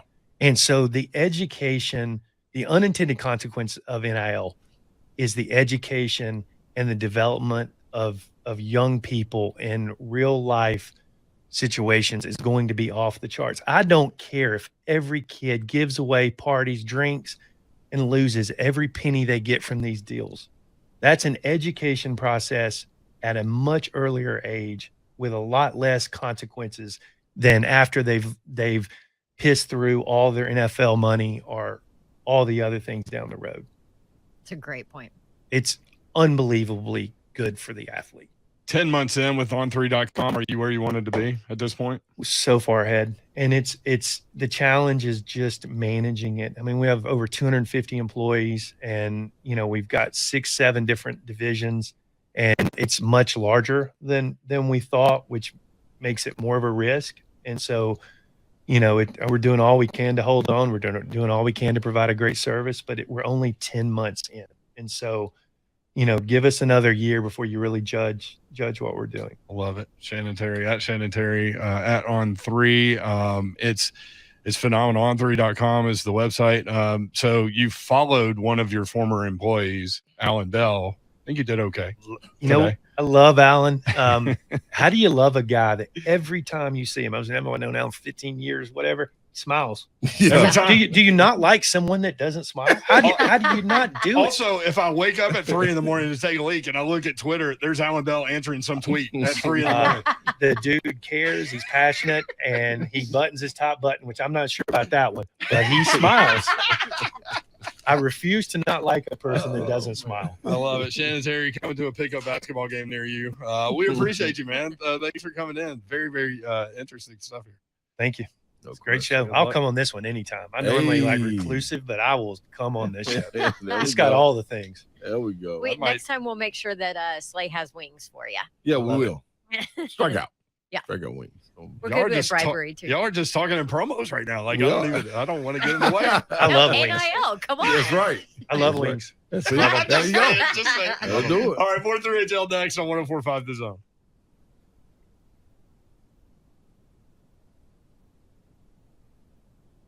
You wake up every day, there's something new. Now there's potential Big 12 wanting to add 6 teams really fast. There's the Pac-12 having a conversation with the ACC about forming some kind of an alignment. There's the Big 10 looking hard, obviously, at Notre Dame and having to make a decision quickly on Oregon and Washington. The SEC is just kind of sitting back, but you know that they have something planned as well. How bonkers is this from your perspective? Yeah, I mean, first of all, first reaction, old man in me hates it because regionalization is what made college football special. I think, all of this. I saw a post from a West Virginia fan earlier this week, or I guess it was late last week, that talked about, they didn't have a choice because their conference blew up, but they went to the Big 12, and now they have no rivals. Their program has no juice because they don't play any games that their fans look forward to every year. I mean, yeah, it's cool that Oklahoma comes out there. It's cool that, you get to play Oklahoma State and Texas and schools like that, but they want to play Pittsburgh and Virginia Tech and Miami. And they don't do that anymore. And so for a lot of West Virginia fans, sports don't mean nearly as much as they used to, because the thing that differentiates college sports from everything else is rivalries. And when you take those rivalries away, it means less to people. It means less to people that watch on TV, that give you money, that come to your stadium. So college football's got to be careful, because NASCAR did this. NASCAR went away from tracks that were well supported because, well, the North Carolina and Virginia markets are too saturated. Okay, that's great, but those tracks were selling out, so you could go to Kansas and you could go to California, and all that was in theory great for the growth of the sport, but it killed off what made it special. And college football is going to be very careful about that here in the next little bit. Yeah, to that point about the rivalries, like the biggest rivalries amongst the biggest brand schools, for the most part, are going to be safe, right? If Notre Dame goes to the Big Ten, Notre Dame and USC are still going to play. Even if Notre Dame stays independent, I imagine that one sticks around because that one's big enough and the brands are big enough. But to that point, the West Virginias of the world, the ones that are maybe a step below, they're the ones whose rivalries are probably in the most trouble because you can't please everybody. The more convoluted the scheduling process has to become, the closer we get to AFC, NFC, or AFL, NFL, however this thing is going to shake out, there are going to be casualties, and they're going to be casualties of tradition. Yeah, Washington State. Okay, the reports are that, Washington's an expansion target, and Oregon is. And okay, so what happens to Oregon State? Does that still get played? If you're playing in a conference that plays 12 games and 10 or 11 of them are in conference, are you going to play Oregon State for your 12th game? I don't know that the answer is yes. You asked about the SEC, and I never answered your question, and I'm sorry about that. I think the SEC is sitting back to see how stable the ACC really is, because I don't think it makes any sense for the SEC to take any teams that aren't currently in a conference not named the ACC. So is the ACC stable?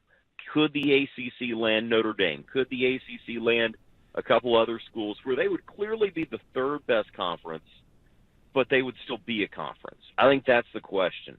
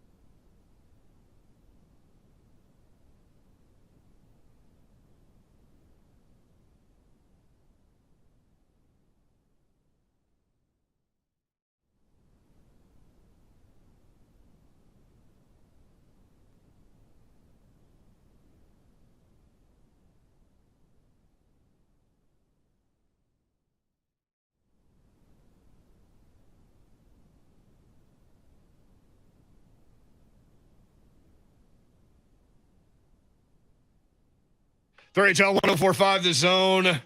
Brett Doherty, Don Davenport, Ron Slay. Yeah. Talking about NIL and chasing the money and all that. A bunch of golfers are chasing the money. That Live Tour. Yes, they are.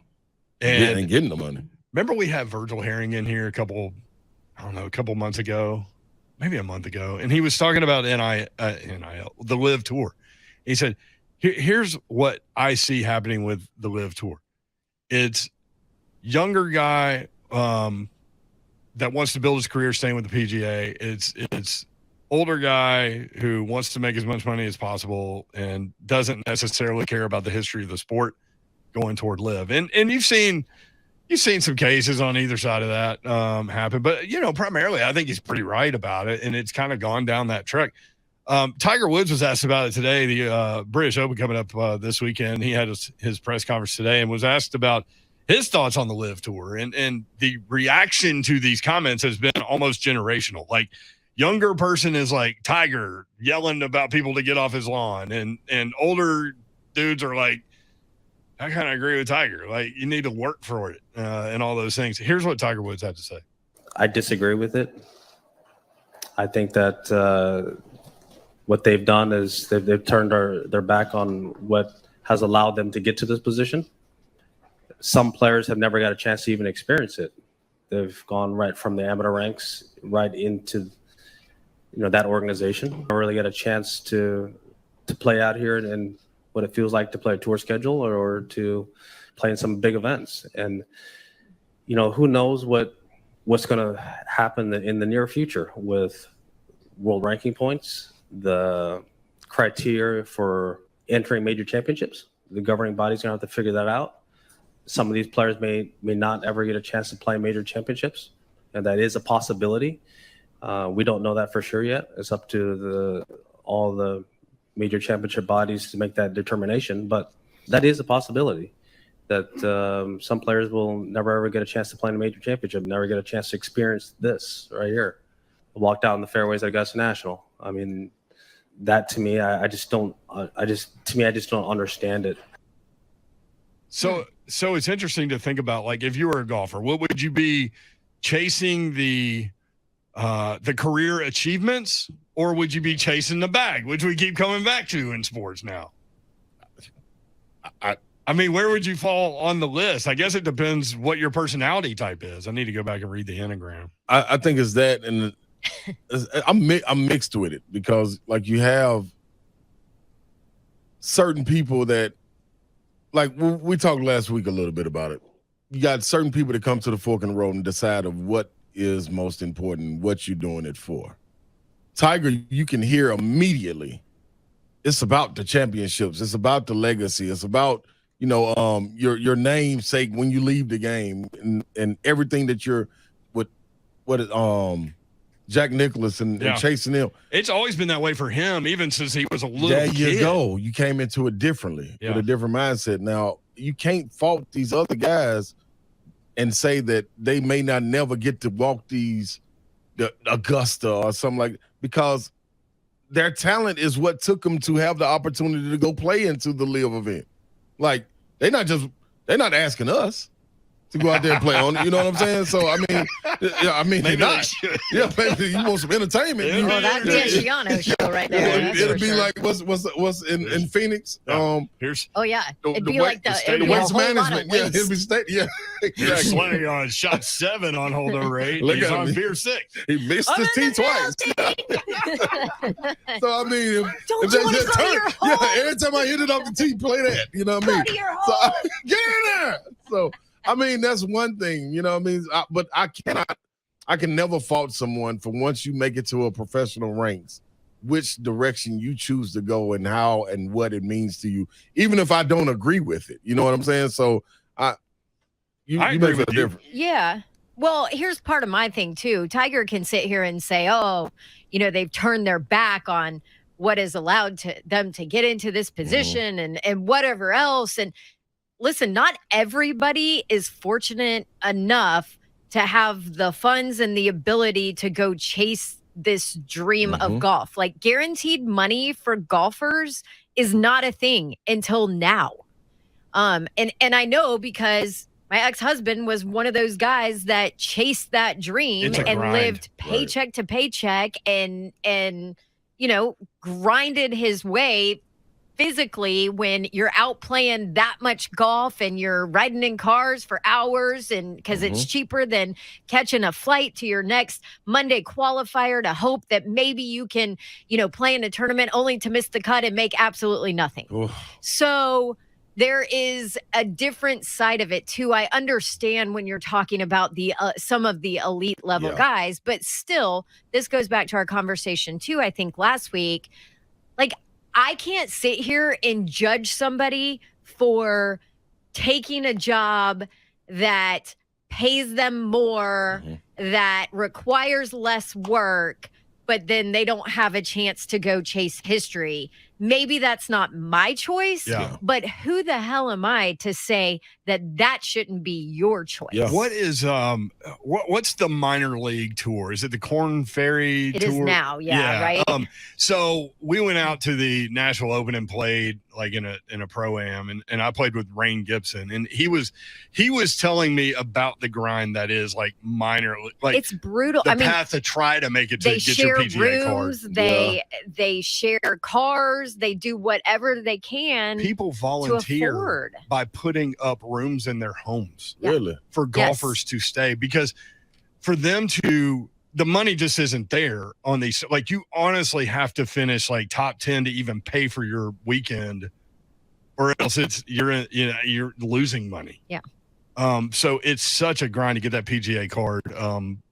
To your point, I mean, I think there are a lot of people out there that don't understand that. Right. So, and that's a very different group than the Tiger Woods and the, who did we hear from last week? Justin Thomas. And I get that. That's and even the Brandon Graces and Charles and all of those people who have switched to the Live Tour. Obviously, that's a very different conversation, but I don't necessarily think it's a bad thing to have some kind of guaranteed money for golfers. I mean, the argument that it leads to less incentive, I just, that goes back to our conversation. Brent, you were gone when we had this, but that goes back to our conversation of different people are driven by different things.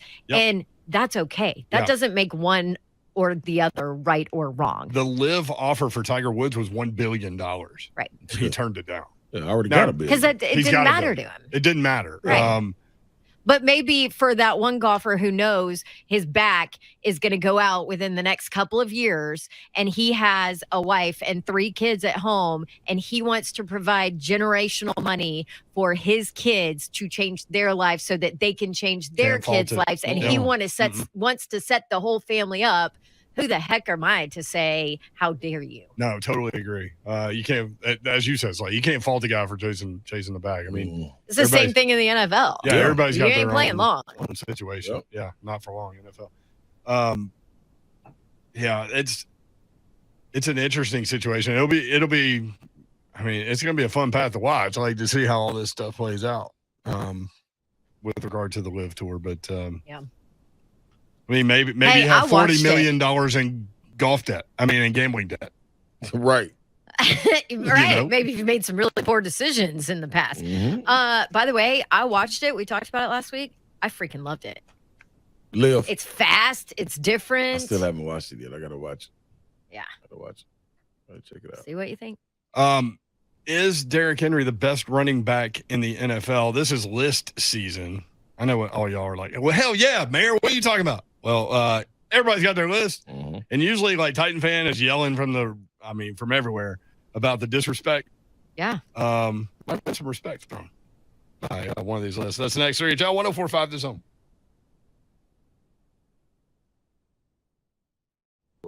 I sit and watch tape, and my sense is from watching Baker Mayfield as an NFL player that he's at his best in an offense where play action is a meaningful part, where the run game is a meaningful foundation. You can get caught up in personnel packages.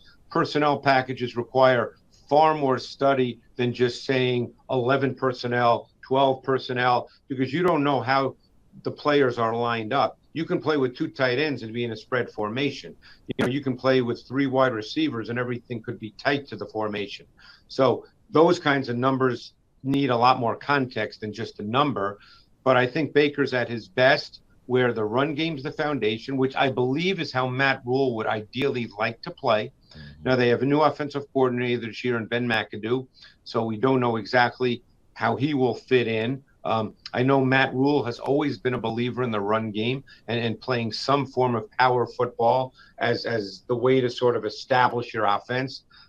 Baker had a lot of success with the play-action pass game in Cleveland, so I would expect that that's what will happen in Carolina. And I don't think there's any question he'll be the starting quarterback. Okay, with that contract being incentive based, we were talking about earlier, me and Joe Hunt, with the money that Sam Darnold is being paid, you don't pull the cord on him early or give him a short leash, you think? Well, what is the film show? The film show as far as Sam Darnold, Sam Darnold, like, why do you say that it won't be Sam Darnold from what he's put on film? I think they know what Sam Darnold is, and I think that Baker Mayfield is a better quarterback than Sam Darnold. Okay. So I don't think first of all, Carolina did not have to give up very much, and Cleveland is still paying part of his salary. So, Carolina is in a great position as far as making this move, but I don't think you trade for Baker Mayfield with the idea that there's going to be a meaningful competition. Sam Darnold has been a very erratic up and down quarterback. Why are you trading for Baker Mayfield if you're comfortable with Sam Darnold? Right.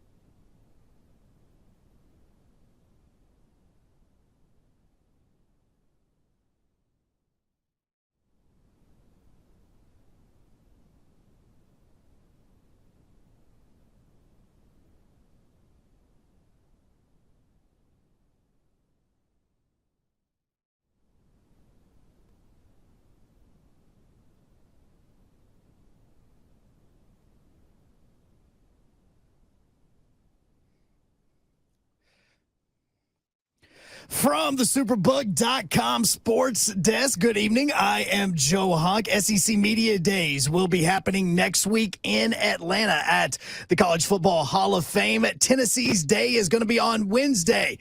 And yes, they're going to be bringing 3 different players. Obviously, Trevon Flowers, best defensive player from the safety position, is going to be there. Cedric Tillman, the wide receiver, and quarterback Hendon Hooker will be making their way over to the event. The Atlanta Braves are 8-3 in the month of July. They lost last night. They're now 2.5 games behind the New York Mets, but they send Spencer Strider to the mound tonight to take on New York. First pitch is going to be at 6:20, and VFL Velus Jones Jr. was just drafted by the Chicago Bears, and the wide receiver room just got a little bit more crowded as the New England Patriots have traded N'Keal Harry to the Bears. That former first-round draft pick didn't really work out for the Patriots. For all your foundation repair and waterproofing needs, you need to visit USSTN.com. Breaking news at once on your home for the Vols, the flagship station for your Tennessee Titans, and home to 3HL. This is 104.5 The Zone.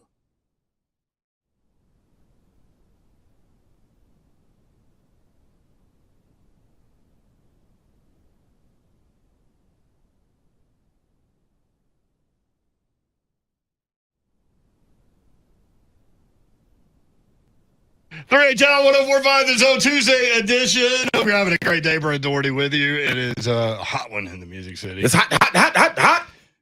Red hots. It's moist out there. Yes.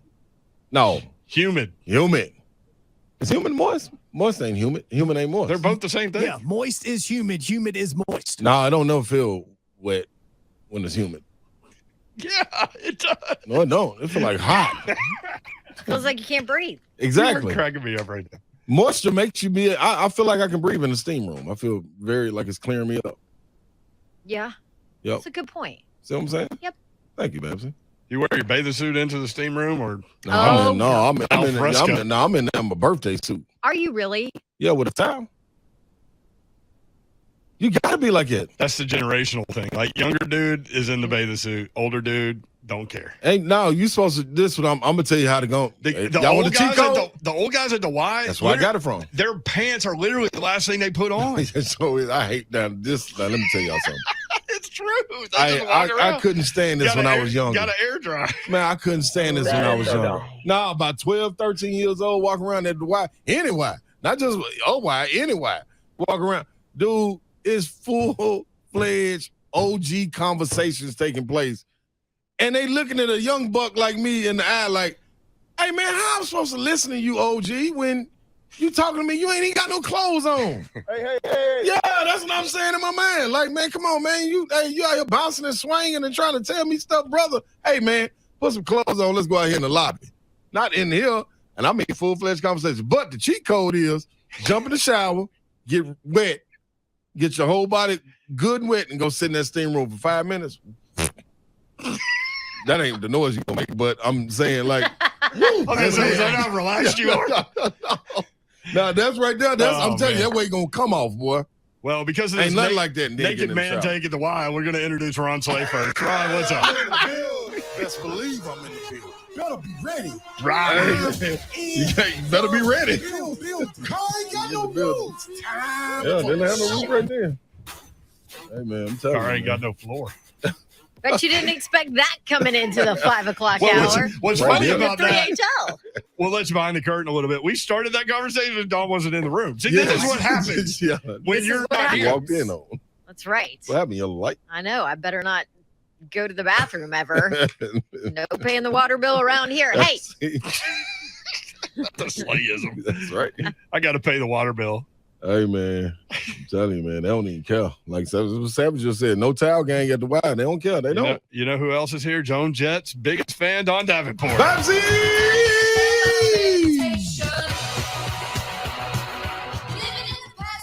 So, what up, y'all? Yes. Don, Tupac once said, talking about the Live guys going after the bag of money, Tupac once said, I want the money, F the fame, I'm a simple man.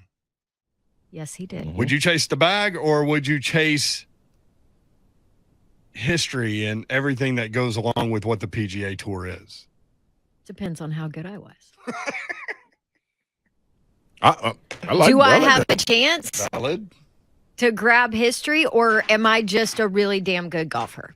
That's trying to win a major or whatever. Like these guys can play in the majors, but none of them have done anything. Like when they just come back for these one-off events. Here's the other thing. They're having a lot of fun. I know. I need to check it out. They're having a lot of fun. I almost want to And go that's to what it. a lot of these golfers that made the decision to switch had issues with some of the way the PGA, I guess, governs or rules and everything that goes with some of it. You know, you have to play certain events, which when you add all of it up with the World Golf stuff and the majors and then sponsor stuff that you have to play, it is a grind. Like I get it that, you know, we see the guys at the top of the tour list that are raking it in, and it's tough to feel sorry for any of them. But it is a grind. Well, and you're taking away one round of golf, which I'm sorry, but that's giving you more longevity. Right. And you don't have more time to get better. And you only play a few events and you make all the money.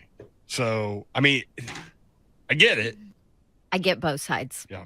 I do. Too. I really get both sides. I'm with them. Now, I'd want to make sure that I got to play Augusta every year.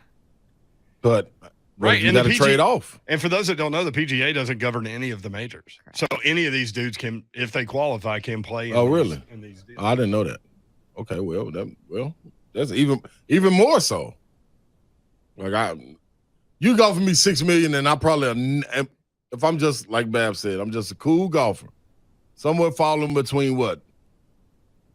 Say, what if it was 500 golfers? I'm falling between 150 and 300. And they offer me $6 million. Hell, you offer me $3 million to come play. Hey, y'all, listen, I love the PGA. I would love to be out there getting around in with Tiger, but hey, like Bab said, man, them 3 kids at home, man, they are screaming. Mama wants shoes. Shoot, we got to go get them. Jelly shoes. Yeah, damn the babies. Mama wants some shoes, too. Hey, let's go get this $3 million, man. We'll make it up on the back end. Is that a T-shirt? Damn the babies. No, we love the babies. Uncle Ron love the babies, y'all. I love the babies. Especially Davenport's baby. You know By the way, she keeps pointing to my 3HL cup, my Babs cup. Yeah. That has a picture of us 3 on it, and she keeps pointing to Uncle Slay on that cup. Anytime I drink out of it. Yeah, it's a love-hate relationship. Points to him. I'm That's my girl. That's Uncle Slay. That's my girl. See? And then she'll be like, Mama. And then I'll be like, that's Uncle Brent. Yeah. And then she'll point at Slay. She loves Slay until he turns into like Big Slay. Yeah. Car ain't got no roof. Yeah. Car ain't got no roof Slay. Yeah. I think it's a volleyball thing though. Because my little sister, her daughter does the exact same things that Baby Babs does. The exact. I'm talking about as soon as I walk in the room, she run over there and grab her leg and clutch her and don't let her go. I'm like, that's this me. Like, come on, man.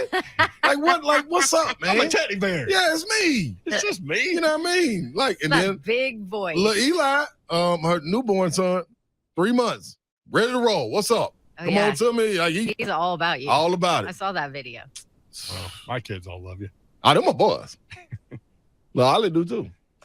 By the way, props to Will Doherty, who went to the Memphis Grizzlies, had a basketball camp at Murray State, obviously with the John Morant connection, nice. and Will won MVP of the camp. So props. Okay, props to but him. tell everybody what he got for winning MVP. Well, Will is literally, he could do a Grizzlies podcast. I've told him that he needs to do it. He knows everything about everything and loves it.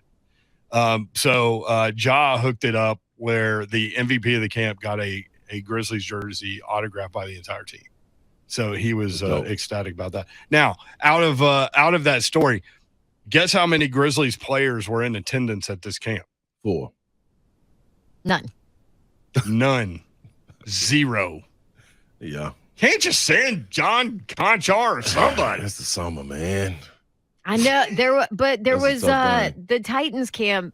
Same thing. There wasn't a single Titan there. It was all high school kids. I'm like, I don't think you can call it a Titans or a Grizzlies camp if you don't have one player there. Yeah. Listen, that grind during the season. Or something. Come on. Yeah. Somebody go. You could have got me. Guys are. I mean, I'm not saying that these players need to show up. I'm not saying that, but I'm saying don't call it a Titans camp or a Grizzlies camp if you don't have any ties. You got to make it well worth their while to come in the summer. I'm gonna be honest. Plus, Murray's not the easiest place to get to in the world, so you would have to private jet those dudes. Yeah, you might could have got away with it in Nashville. Yeah. Slide right in, get on out. Anyway, best NFL running backs. Can you guys pull up this list? Because I don't have my ESPN Insider on my phone. Show enough, pull it up, yo. Has run out. I've got it on the laptop, but that's not where the link is. Oh, well, watch this. Watch this right here, yo. See, if you'd have had an iPhone, you'd have had it quicker. I already got it right now. I got it right now. Who you want to know first? Well, the one that matters is number one. Oh.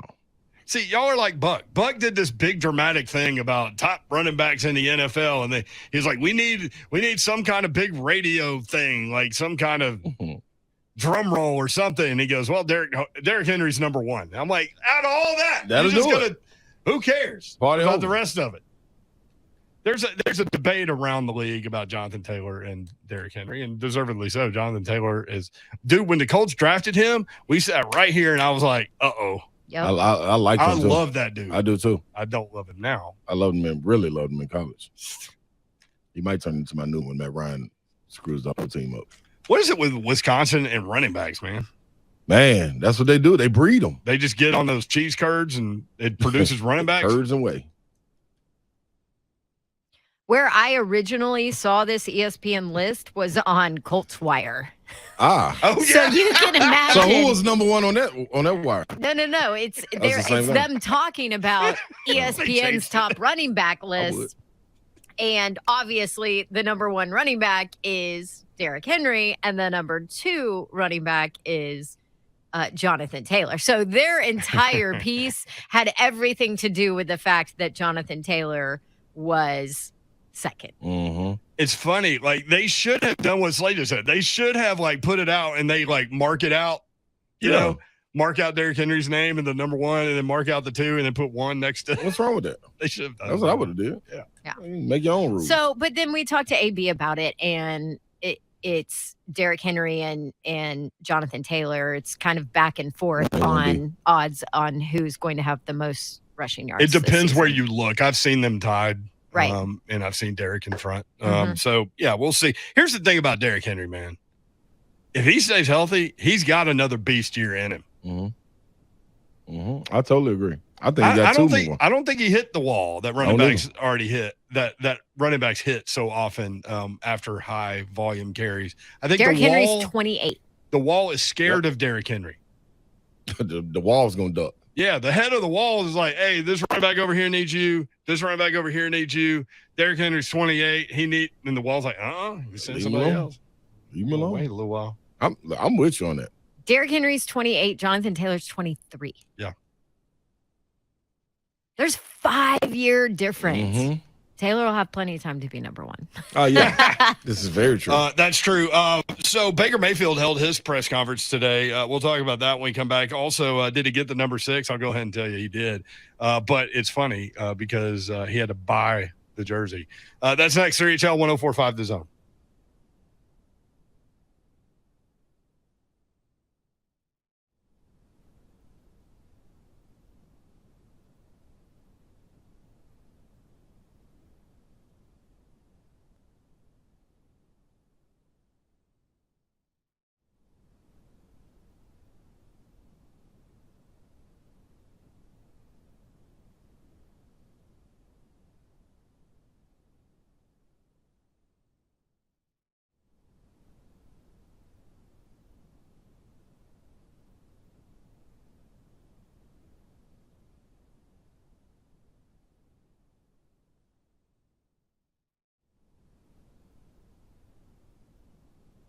All of these things, which we're looking at sabermetrics when we're talking about this, all means that Dansby Swanson is one of the top 5, I'll just say 5, shortstops in Major League Baseball. The problem is, at the moment, he's actually being paid like he's the number 9th shortstop in Major League Baseball. I know it's a career year that he's currently having, and anything can happen over the next 80-plus games. But the problem the Braves are going into, unless he does decide to do the hometown discount that we always want to talk about, the players that is having a better season than, like I just mentioned, Xander Bogaerts. He's making $20 million this year. Trey Turner, the guy that we saw in the NLCS, the guy that just played so well against the Braves when he was with the Nationals, he's making $21 million this year. Corey Seager, who Dansby is better than this season, is making 33. Francisco Lindor of the Mets, 34. Carlos Correa, which Dansby has stats that are better than in him as far as an overall standpoint, $35 million. You see what I'm saying? If Dansby is performing better than these shortstops, then it's almost an argument that you could make that Dansby is going to want to make this type of money. So guess what? That puts him in the same situation as Freddie Freeman was last year.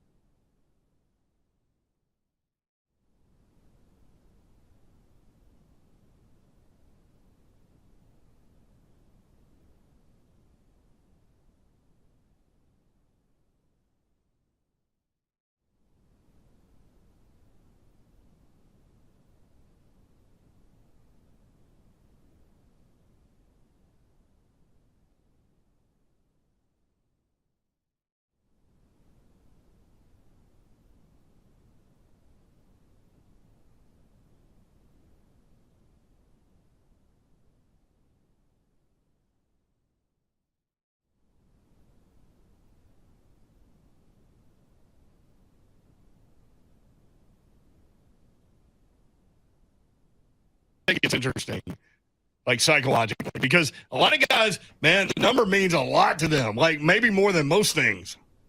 Yeah. Like, I've always had number 2 my entire life. I'm not giving it up. Like, you were always 35, weren't you? I ain't giving my number up. For nothing. Unless I help get the guy there. Only way. All you can eat wings. No. Ooh. Who? From where? Your choice. Nah, I'm going to make my own wings when I want them. No, I ain't. Listen, unless it's the Julio, AJ Brown like situation, I'm giving it up because he helped bring them there. He helped facilitate the trade. There's always a number. I guarantee you there would be a number if I offered Slay that he would give me his number for. Think so? Yep. I went all you can eat wings. Like, I'll just go to Strikeout Wings and give me a card. It's a Slay card. You can have it whenever you go. I already got them. I'm rolling with them. Yeah, but it would be on me. No. If it were, no, that's tough, man. Like John Crook, this is one of the more famous stories. Somebody came to the Phillies and wanted, the number that he had at a previous place, and John Crook had the number, and he said, "What would it take?" Crook goes, "Buy me a case of beer. You can have the number." And so that's what happened. We got to put some thought into it. Hey, he bought him a case of beer and got the number. That was really, he got off cheap. I could have got that number. I would have gave him that number for that. Would have bought the number for that. Case of beer, a little 6-pack of Bud. Come on, man. See, that would be a great follow-up question. What kind of beer was it? Right. It better have been like Heineken or something. Yeah, Heineken. High alcohol content. Out of all the bad beers, Heineken. Hey, but Stella, would you do something? it? I don't know. Stella, that's strong. Yeah. Stella. Would you do it, Babsy? Would you give your number up? Yep. You would? For the right number, you dang right. We've learned this about Babs today. Yeah. I'm easily bought. Babs going to go get that bag. That bag of money. You want to bribe me? You come on. Lay the bag. Didn't I on tell the- you I'm about to become a politician here? You did. There you go. So you saying they being bought? Yeah. I'm already starting my campaign off with a bang. Yes, you are. You Any buying? political action committee out there? Pack I'm money. for sale. Let's do it, baby. Put it in Well, the drawer. she's been joking about running for office, but I was like, what are you going to do? Start at governor or school board? School board, baby. You are going to run Here for this? I freaking come. Are you kidding me right now? Not this year. Need But time to no, I'm organize. not kidding. Who's going to be your campaign manager? You and Splay? Yeah, we rolling, baby. So the husband's just totally walking away from this one. Yeah, we here. Mr. Babs is like 100% no, you are not doing that. I knew that. What if we get a gas night in it? Would he let us do it? Oh, he might let you do it. Yeah. Okay. He might let me jump into that realm if you guys go. At least throw your name in the hat. Yeah. Yeah.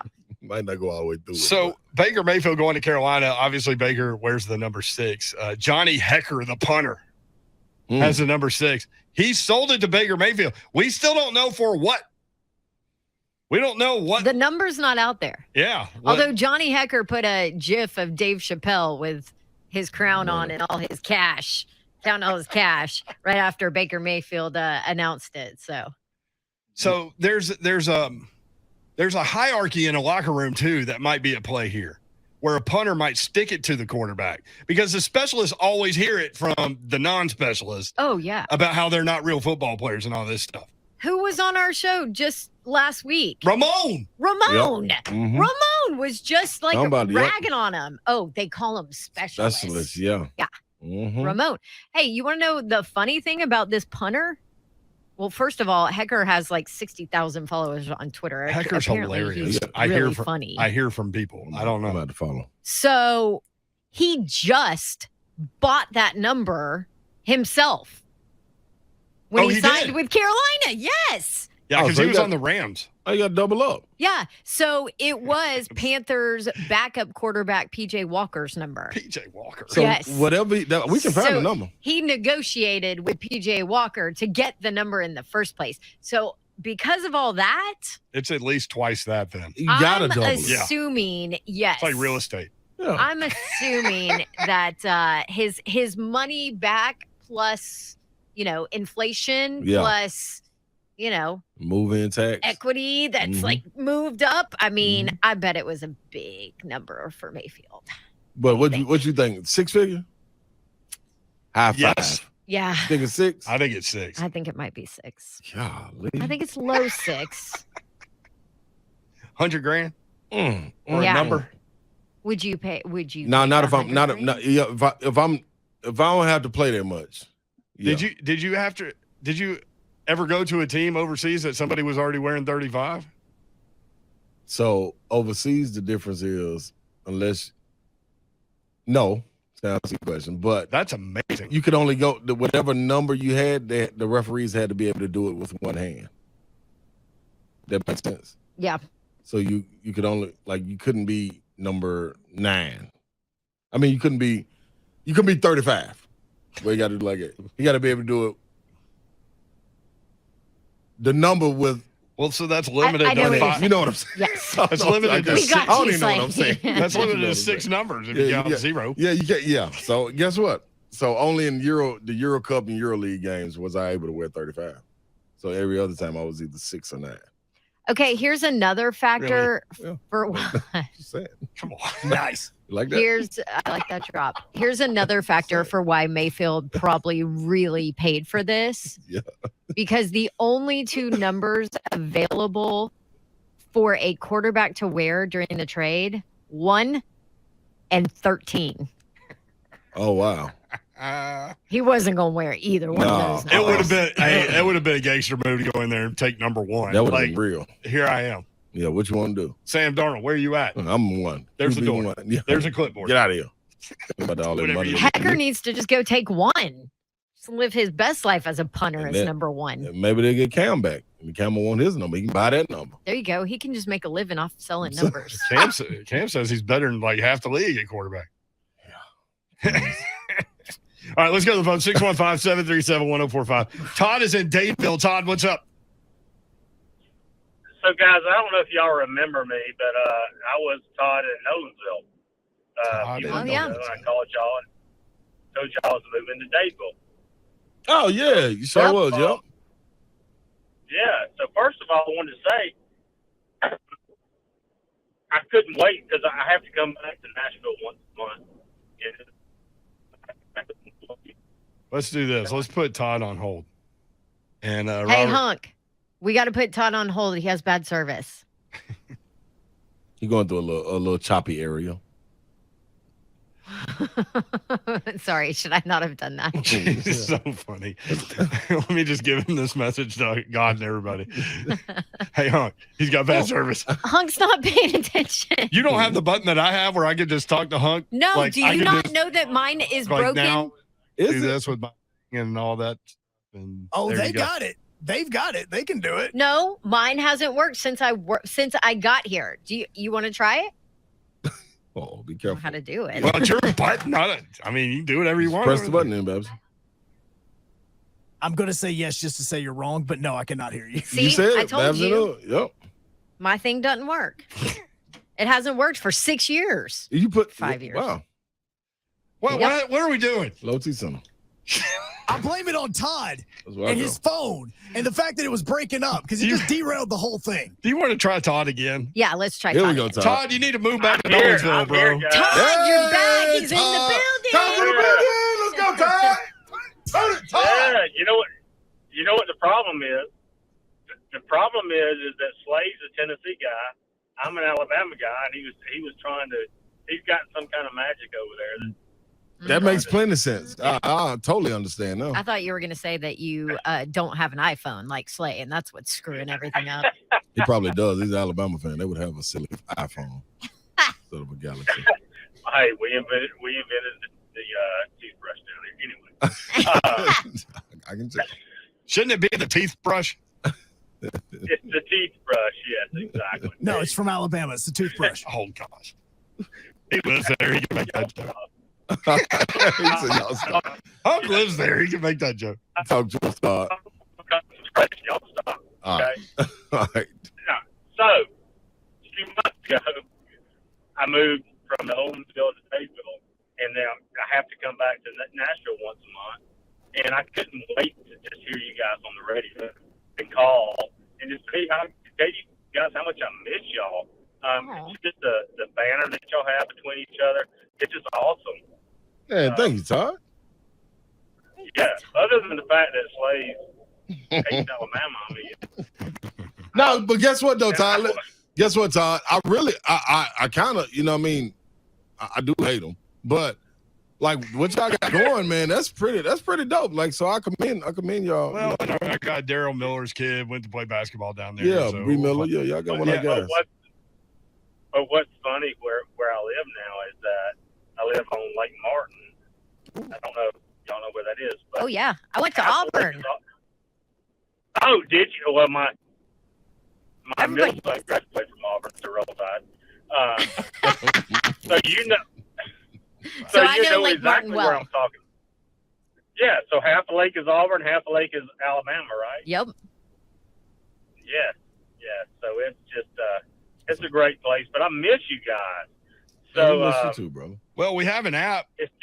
Todd, you can listen on the app. I know you have an app, but it's different than riding home. It's different. It's different than riding home in the afternoon after work. Listening to you guys on the radio. All right. Well, we appreciate you, brother. Glad you're doing well. Welcome Thanks back for to checking town in. for a little bit, Todd. Yeah. See y'all guys later. All right, See ya. That's probably a poop infested lake. Auburn and Alabama. You need to check yourself. Before you wreck yourself. Sorry, y'all. Okay. Hey, you heard our latest promo, which is hilarious to me. Yeah, I don't. If you want to talk smack to Ron Slay about the Vols, call in. Who would put that out? Slay, it is not poop infested, but it does have goats on it. Not far off. Nick Saban. Wait, do the goats swim? Oh, is that the lake he in? No, there's an Nick island Saban. inside of the lake where the Gotcha. goats live. Oh, They because live- like in the Bahamas, the pigs swim. You can go swim with the pigs. So they put the goats on the island in the lake. There's an island in the middle where it's like just goats just live there on their own. How did they get there? Thank you, Nobody y'all. knows. Nobody knows. It's like an urban. Nobody knows how the goats got there, Man, but they're there. Listen, there are a lot of weird things happening in the state of Alabama, man. I legit thought you were talking about Nick Saban. No, I'm talking about real goats. Like real Like the goats. goats is that. That's what I thought about. That's what I was talking about. Nick Saban would definitely be the naked dude in the locker room. Oh yeah, ain't even gonna I mean, he's we taking ain't a gonna listen to bath him, in the though. lake. I mean, With soap. ivory soap because it floats. That's a Okay. true story. Who knew? Who created the ark for those goats to get to that little island? That's what I want to know. Alex next up on 3HL. Alex, what's up? Hey, so yesterday I couldn't get on, but Don asked me what is more past the cougar. You questioned yesterday. Yeah. What's past the cougar? Yeah, like Cougar's like 40s. She's a mountain lion. Likes to climb on the mountain. Oh, now what? Hey, now this has been a hell of a segment. no, but but guess what though? He on something on the slick. You on Hold something? Don't cut me off yet. I got something to say to Mr. Slade. Okay, because I'm going up the mountain. Talk to me. For those that don't know, I actually have control over the phone. Yes, you do. Yeah. But Dom will shoot me a look where I better hit the button. So Yes. again, Or then I'll call it out. that's on y'all. Oh, So go ahead. So I got cut off. No, you're good. No, you're good. You're still on. He said, "Oh, I got cut Okay, off." okay. Mr. Slade, real quick, yesterday you disappointed me. What? You know, Me I too. consider you a Tennessee Vol, a Tennessee Volunteer. Right? Yes. And you want to now become the Mr. Slade. Yeah. Well, the only people that call themselves the are the Ohio State Ooh, he's not wrong. Mm-hmm. He ain't wrong. So, Mr. Slade, please don't do it. So what should I change Come it to? The THA? Yeah. He's He said yes, sir. Okay. All right. That's what Long I'm. pause. All right. I'm going with Can you THA. wait to do it? Because I've already included all of that in all of our SEC Media Day emails okay. and stuff. So I gotta you're wait. going to have to wait. What's gotta wrong wait. with just Ron Slay? I don't know. Well, there is a Ron Slay in there. Yeah. It's Ron Slay. There's an imposter out there. Go ahead, Baker. Wish I would. Wish I would. Can It you ain't that seriously important. imagine being the other Ron Slay No. out here in this world? I mean, And nobody. that's so dumb. Yeah. Yeah. Rusty! Hit the wrong button. I hit the wrong button. Okay. I'm like, Rusty's hey, I beside don't that is mind so that, dumb, though. and yeah, it was, yeah. Oh man, Steve by the lake checking in. Those are always great phone calls. He'll join us when we come back. Also, Tennessee baseball with a big edition. 615-737-1045.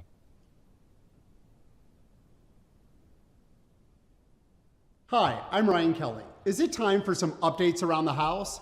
Last year, our average client received over $52,000 with a simple cash-out refinance. Let's make those home remodeling projects a reality. Start now at thehomeloanexpert.com.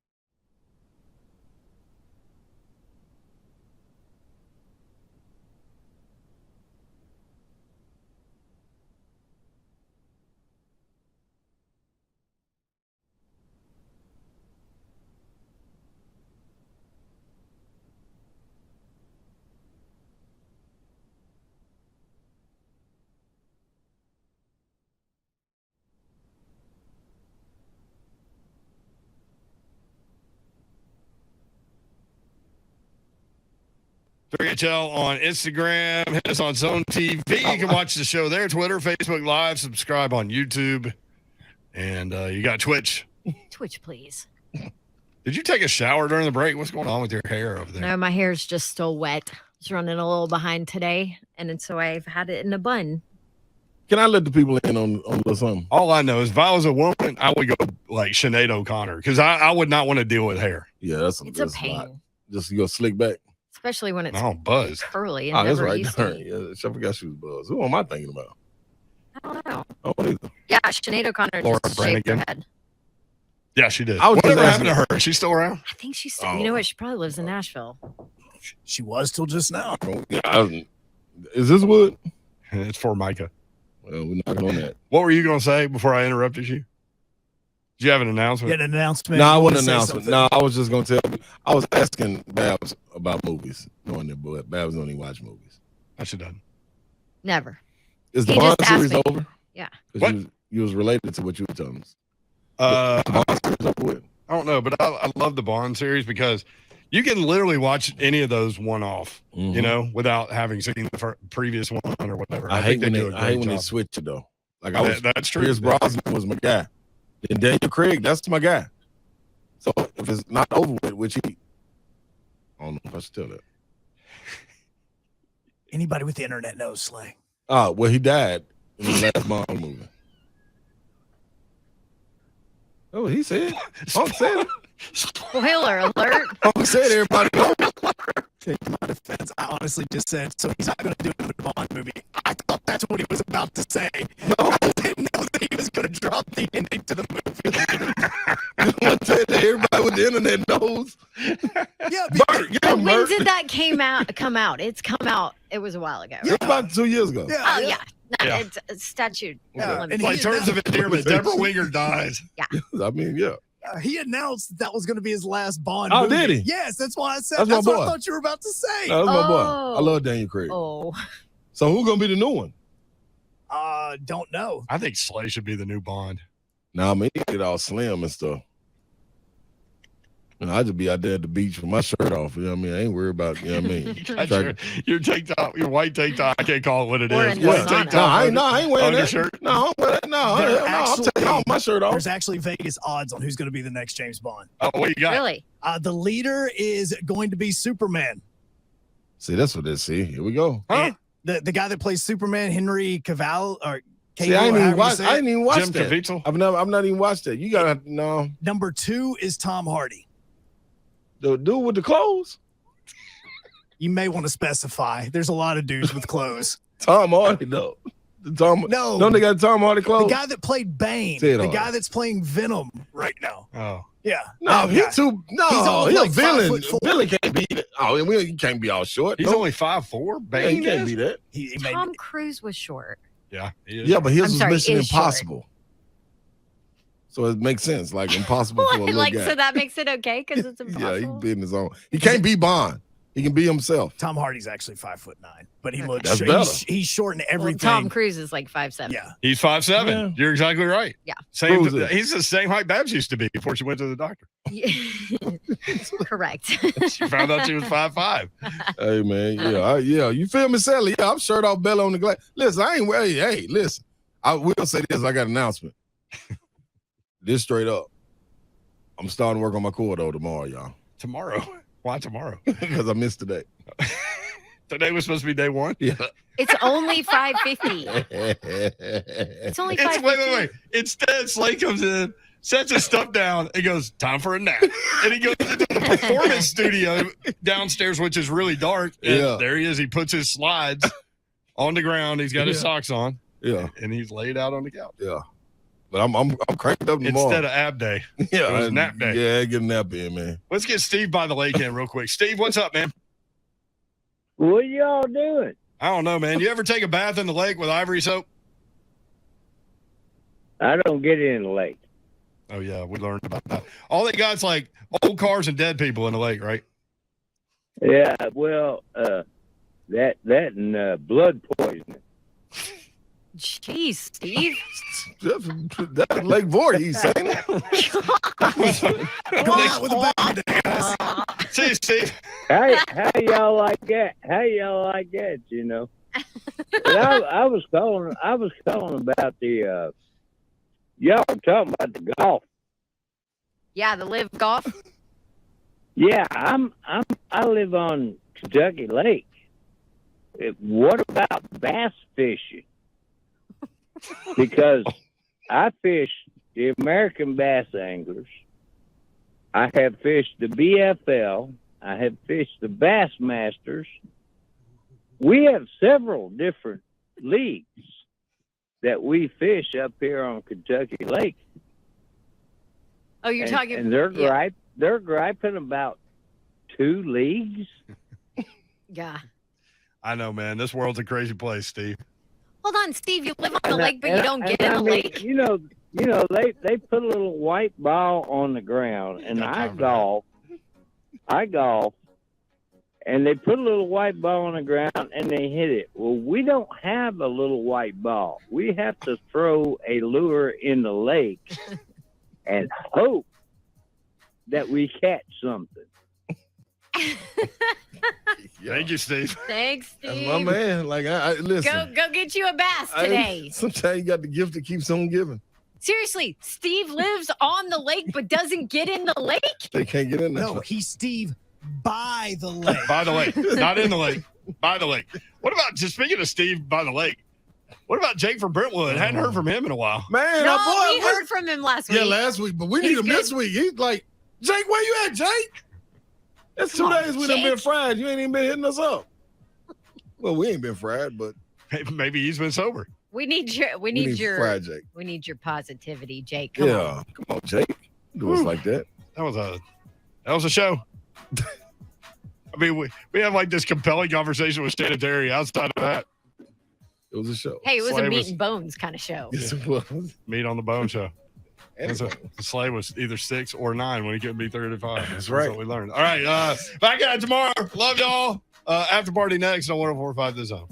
See ya. 6 and 9.